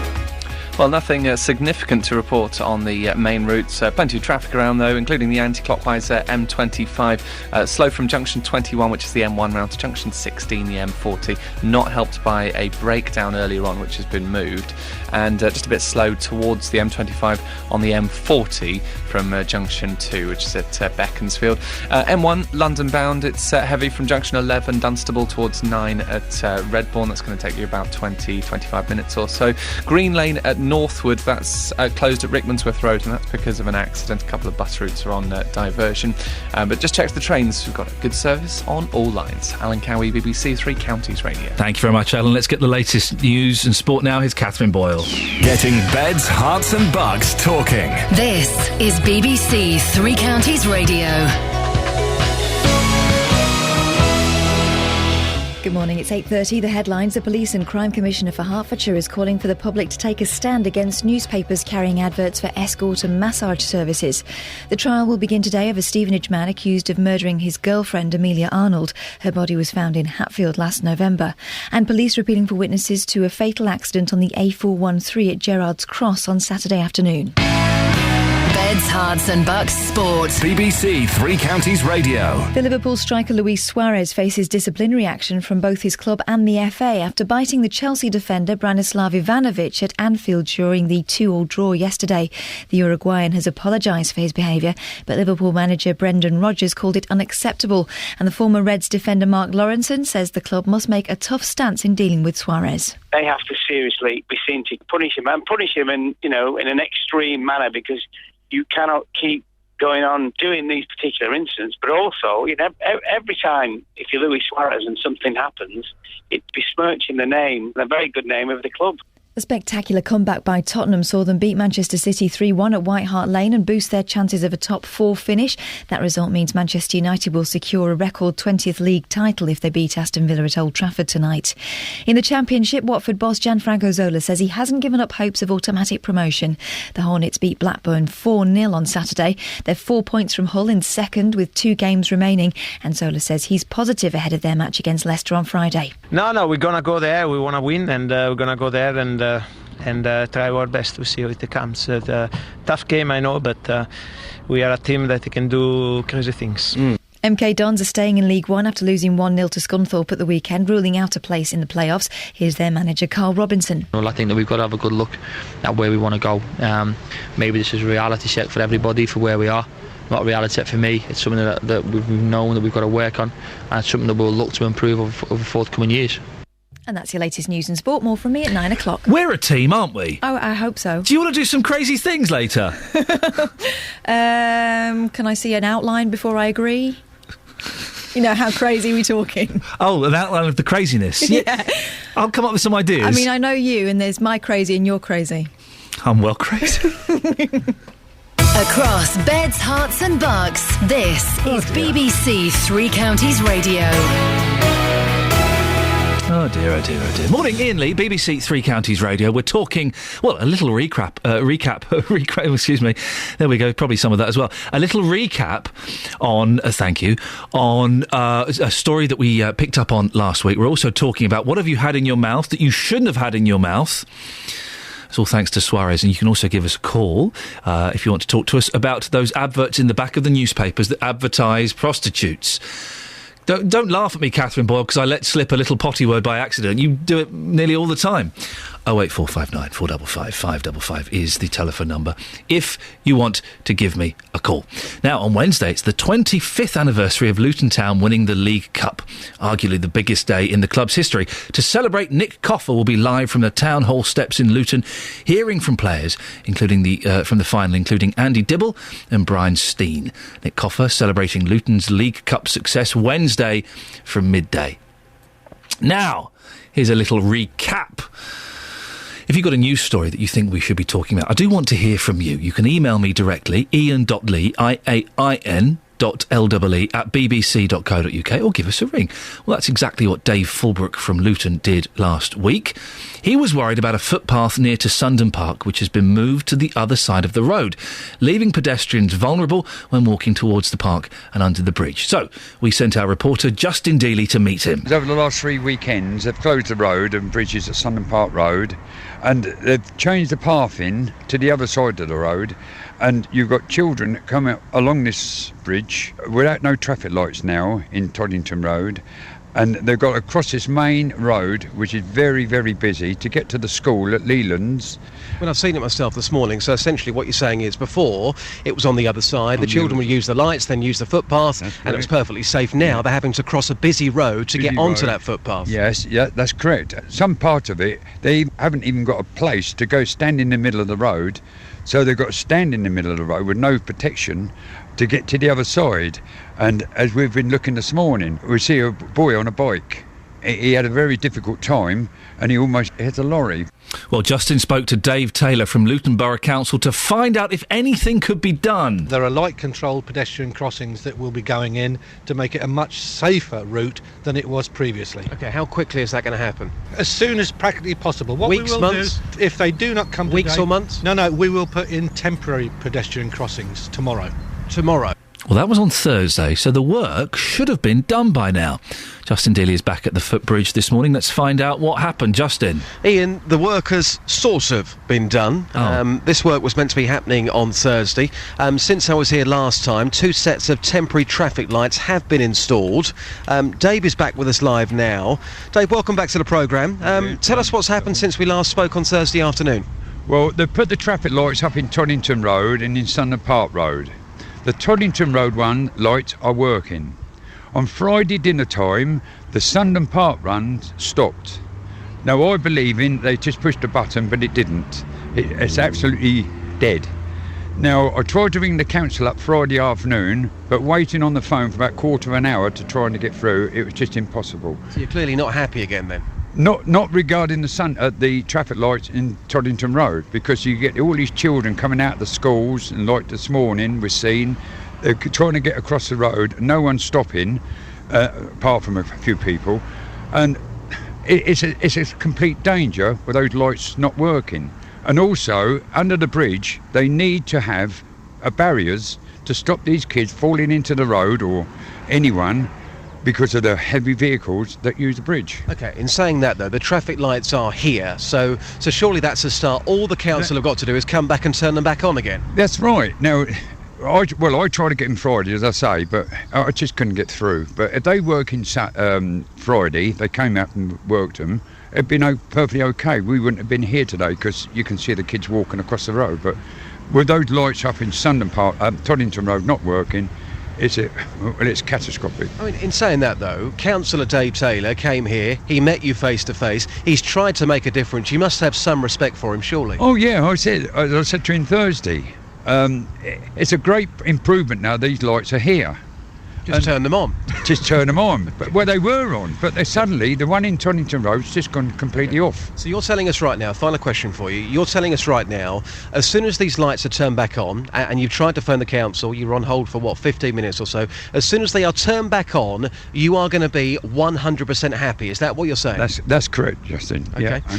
And when they also get the main traffic lights put up, then there won't be no more problems. OK, Dave, thank you very much. That's Dave Fulbrook. So certainly some improvement, Iain. Since we last spoke on Thursday, the council have been here. We were talking about weeks or months. He said yesterday, that was Friday. The lights actually went up on Thursday, but of course a problem with them which then developed. So, well, Dave Taylor, he said he put the lights in. He didn't say he'd have them working, did he? He didn't say that. But the lights were working. But now, sadly, they're not. So I think Dave's message this morning here would be, thank you very much indeed for putting them in. Clearly you're trying to make a difference. Clearly you are listening to people, but there's been a few teething problems. All Dave wants is for Luton Borough Council to get themselves back down here and turn them back on again, and then everything will be absolutely fine. Well, we are trying to get hold of Dave Taylor from Luton Borough Council. We've not been able to. I'm sure it's just a small little error, and I'm sure this will be sorted out.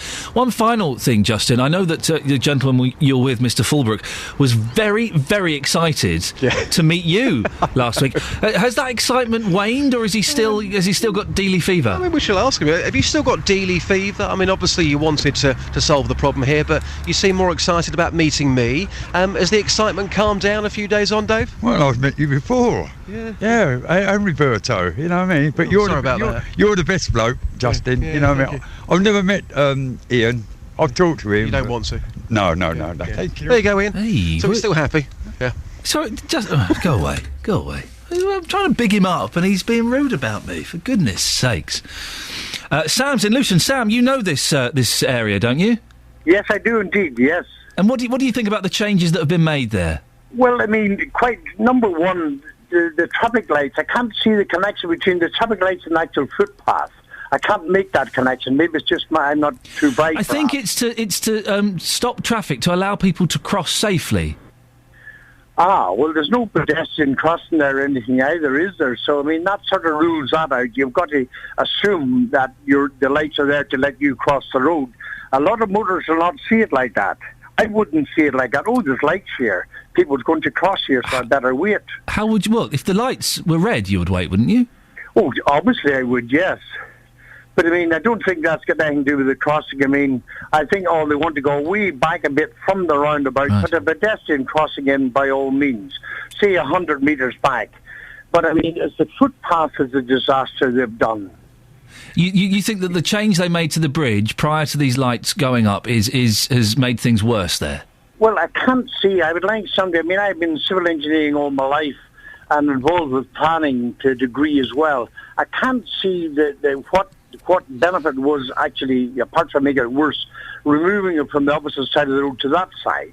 Now, you're coming from Torrington direction in there and you make a left turn. All of a sudden there's a big curb that you don't see till the last minute, jutting out and you normally would drive into.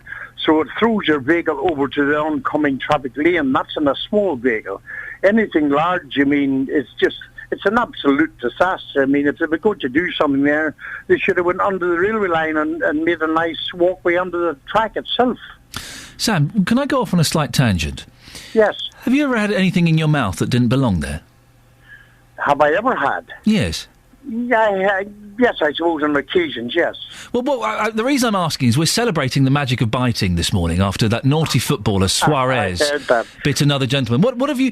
I bit my cat's paw when I was very young, and I can still feel the sensation of the fur on the roof of my mouth and the pads of the paw on my tongue. What have you bitten on, Sam, that perhaps you shouldn't have done or you regret? It wasn't that terrible, actually. One of the pets at home, they got on these little chocolate treats. Yeah. And I thought they were buttons, you know. Ooh, chocolate buttons. I loved them. And I had half of the packet gone to my dear wife, said, what are you eating? Those belong to the... What do you call that thing? A dog? No, the... What? Yeah, the guinea pig. I think they were treats for a guinea pig. That's what they were. And I had most of them gone, and I would have finished them off, but my wife said... But I mean, actually, they were quite delicious. I didn't expect you to say guinea pig there.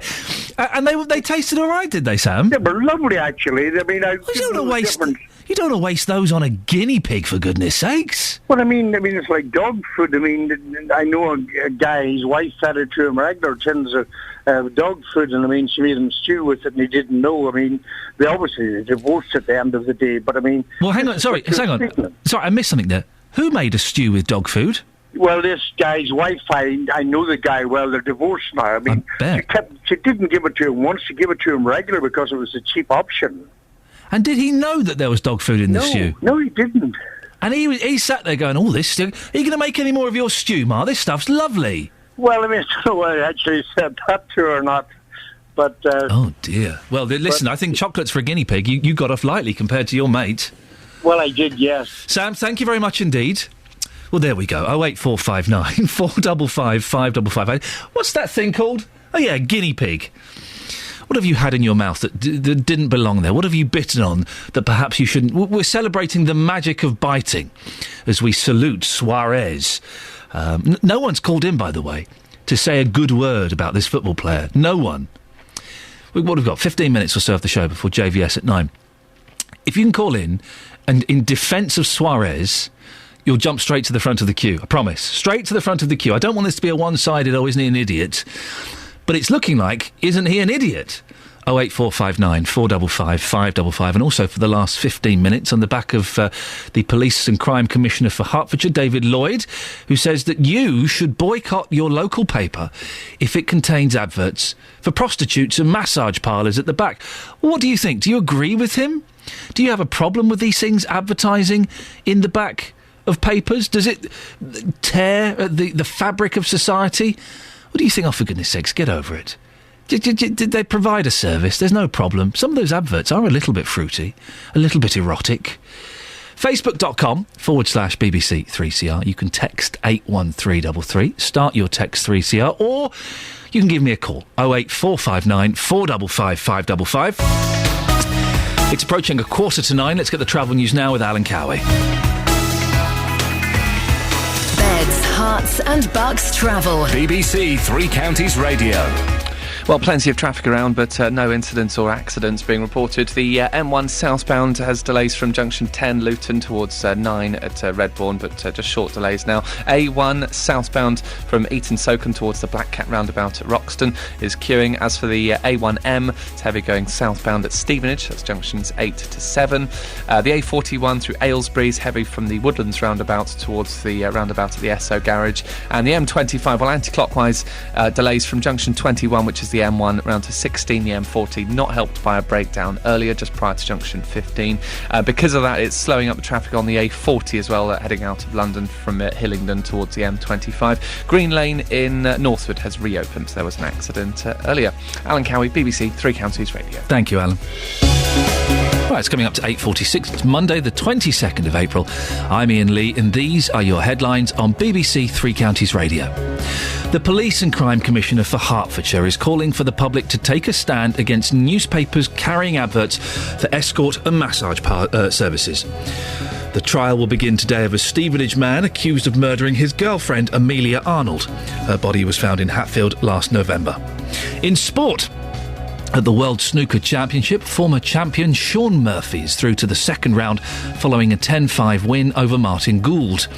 Coming up, we'll be talking to former Watford and Liverpool winger John Barnes about Suarez beating Ivanovic, during this weekend's match. 08459 455 555. But before that, let's get the latest weather with Kate Kinsella.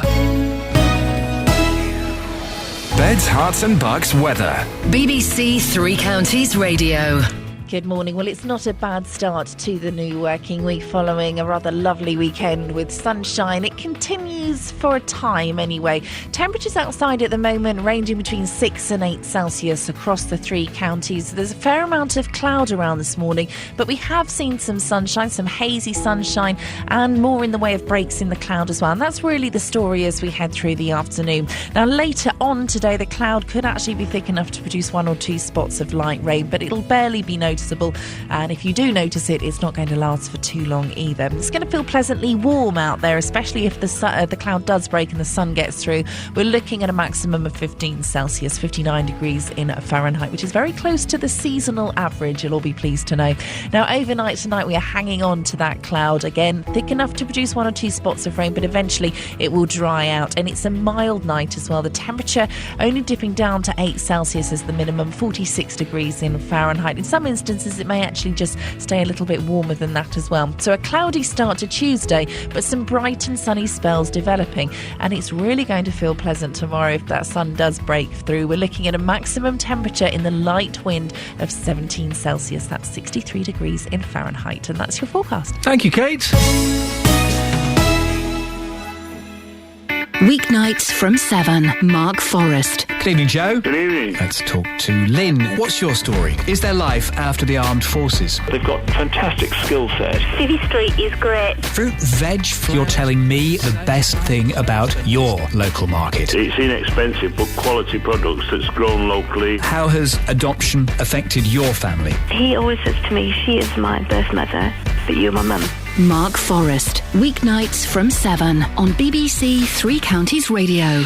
The Liverpool striker Luis Suarez has apologised for biting the Chelsea defender Branislav Ivanovic during the Premier League game at Anfield yesterday. The incident happened in the second half of Liverpool's 2-2 draw against Chelsea. Suarez said he's let everyone down at his club. Well, our reporter Justin Dealey has been finding out what you think of the gentleman. Up first is Robert Luis Suarez. Yes, he called himself a footballer, professional outlet, and he's disgusting the way he performs, or way he did perform that night. That's no way a sportsman to behave. I mean, there's a limit, and there are guidelines. I'm a sports person all my life, and that's unacceptable. OK, Michelle, Luis Suarez. OK, what I would say is that it was unexpected, unprecedented, and not professional. Disgraceful and animal. Alan. Suarez, what's the next words out of your mouth? Disgusting. Absolutely disgusting. I can't believe that anybody would sort of... I mean, he sort of got hold of the chap's arm and sort of looked at it and it was almost as though he thought, God, that looks good. I'm going to have some of that. It really was. I couldn't believe my eyes. I really couldn't. Come on, Alan. Are you telling me you've never bitten anybody in your life? Yes. Yeah, I mean, I played football. I've given a love bite. Hang on a second, we've got love. But not to another fella. So it's disgusting. He should be banned. Yes, yes, definitely. Yeah, I think so. He should have been banned last time when he did all this diving, but no, that's the final straw as far as I was concerned. I'd suggest ban love bites. They're horrible things. I remember I had one when I was a teenager, but I got such a rollicking from my mother. Anyway, we're going slightly off on a tangent. Former Liverpool winger John Barnes also played for Watford and England, and he joins me now. Morning, John. Morning, how you doing? Yeah, I'm fine, thank you. What do you make of what Suarez did at the weekend? Well, of course, it's completely unacceptable. And, of course, his frustrations were borne out. And we know he has anger issues and frustration issues when things aren't going his way. He'd given a penalty away, so he was frustrating. But you can't take frustrations out in that manner. And he will be dealt with. And all that should happen is that he should suffer the consequences of his actions, which means he will get a ban, which he did it before in Holland, where he got a ban, and he'll get a ban here. How long a ban should he get, do you think? Well, if you look at the precedent, I don't know how long played what deserves a longer ban. If you break someone's leg and put them out of and their career is over, do you deserve a longer ban than Luis Suarez biting someone? So, we can all look from the moral point of view and say, I'd much rather be bitten on the arm like he was than my leg be broken like tackles we've seen. So, from a moral perspective, it's difficult to say what kind of a ban he should be given. Of course, in this country, we look at certain incidents and we deem them worse than others, spitting and biting rather than a leg-breaking tackle, which for me doesn't make sense. I'd rather be spat on than my leg broken. However, if you look at what happened to him in Holland, where he got a 7-game ban, I'm sure it'll be around that. Well, I think it's going to be around that margin. What would happen after the game, John? What would the manager say to him? Would he take him to one side and have a quiet word, or would he shout at him in front of all the other players? How does it work? Well, all managers are different, so there's no tried and tested way. I mean, I'm sure Sir Alex Ferguson would react in a different way to Roberto Martinez. There's no right or wrong way, but what will be done is that the manager will let him know in uncertain terms that is unacceptable. And Liverpool have done the right thing. They've come out and they've condemned him, and they say that he's not befitting of a Liverpool player, and action will be taken. Now, obviously, this is less than 24 hours later, so of course, once the dust settles and they see the stance the FA take, then Liverpool will take appropriate action. There are a couple of people. We've had one person actually this morning saying, "Oh, come on, get over it. It's not a big deal." But this guy is a multi-millionaire, and he is an inspiration, whether he likes it or not, to children all around the world, isn't he? Well, first of all, it depends what you consider a multi-millionaire to be. I don't think he's a multi-millionaire at all. However, he is very well paid and he's very rich. But what you have to do is you have to look at them as human beings as well, and they are flawed characters, as we've seen with so many different footballers and actors and tennis players, and so there are lots of different flawed characters of which he is one. Now, from the point of view of him playing for Liverpool or anybody else, I don't think that he should. I think he should definitely play for Liverpool again, because some people are saying he shouldn't play for Liverpool again. If that's his case, that he shouldn't play for Liverpool again because it reflects badly on Liverpool, wouldn't it reflect badly on the team that's actually going to sign him? And I'm sure that there'll be a host of teams who want to sign him. So the point that he should never play for Liverpool again for me is wrong. He should play for Liverpool. The point that it reflects badly on Liverpool, I don't think so. It reflects badly on him as a human being. Liverpool had no control over him biting him or not biting him. What Liverpool have to do is they have to respond quickly and decisively, and that's what they've done. They've condemned him, they will fine him, they will ban him, so that's all Liverpool can do. Do we expect too much from our football players, John? Well, I think that, the ills of the world are thrown at the door of football. The ills are so therefore, but this is the nature of the beast. This is what we're in, the Premier League and football. So everything that's wrong with the world, everything that goes wrong in the country is because of overpaid Premier League footballers. And when you're talking about overpaid footballers, you go down into the lower leagues where they're earning £200 a week. They're not overpaid. So yes, the Premier League is highly paid, but football in itself hasn't necessarily changed that much. But I think that, from my point of view as a parent, I'm my children's biggest role model. I'm not going to if my child does something wrong, I'm not going to blame a Premier League footballer. I'll look at myself first. So the whole idea of us being role models, yes, I can understand. Yes, they have to try and control themselves. But first and foremost, they're human beings before they're footballers, before they're role models. And obviously, with Luis Suarez and a lot of other footballers who have issues, a lot of other people who have issues, there are times when they overstep the mark. John Barnes, thank you very much indeed. 08459 455 555. You've got a couple of minutes if you want to give me a call. Maff in Hanslope says, I agree with Justin that Suarez is a cheating, diving racist. Being involved with youth football, he is the despicable side of the game. Yet the FA name him as a nomination for Player of the Year. So much for their respect campaign. Get rid of him. I was a little bit surprised by John Barnes there, partly because I would say a multimillionaire is 2 million or more, because that is multis of millions. But also he seemed to be kind of saying, not completely in defence of him, certainly not in defence of the action that Suarez indulged in at the weekend, the biting of the other gentleman. But he seemed to say, come on, stop giving football players a hard time. When someone's getting paid, what, I don't know, 100 grand a week? And they are a role model for kids, whether you like it or not. They are. Kids look up to these people. On the subject of the Luton Bridge that we were talking about earlier on, Dave's in Sundon Park. Morning, Dave. Morning. Dave, what do you want to say about that bridge? I remember the work beginning, and we had, I think when they first started shutting it down for engineering works on the train line, they some people decided that it wasn't advertised well enough. And there were small signs and leaflets passed out, but when they planned to do this pavement shift, which is very good, I quite like it. I mean, I don't like the end of the road when we're coming onto Sundon Park Road. That's a bit tight, but to be honest, you don't. It's just a bit of the poorly designed roadwork of the country, really. But when they were planning for it, we ended up with these massive flashing signs, because I think someone must have complained about the little ones. So I don't know if you drove down Sundon Park Road, but they were huge. There was stuff that I'd expect to see on the motorway, and they were flashing there for about a month. Do you think that sometimes these councillors and these transport executives and these developers, they don't really consider everything when they're making these changes? That is very, very true. They don't, it's always like, this needs to be done, and the process. I'm a project engineer myself, so I know what steps you have to go through and how many considerations you have to take, and I've got sympathy for him in one hand, and then I get the same, well, you should have looked at the crossings. They moved the pavement across from one side where there was a crossing on Toddington Road to the other side where there wasn't a crossing, so they should have put another one in there. That should have been on the plans. There's never been one on Sundon Park Road, and the guy who complained and they actually got one put there. I mean, that's one of the best things that could happen for that road. Well, he did a cracking job. Hopefully the lights will get switched on at some point. That's what we're hoping for. Dave, thank you very much. Indeed, no one has been able. You got a minute.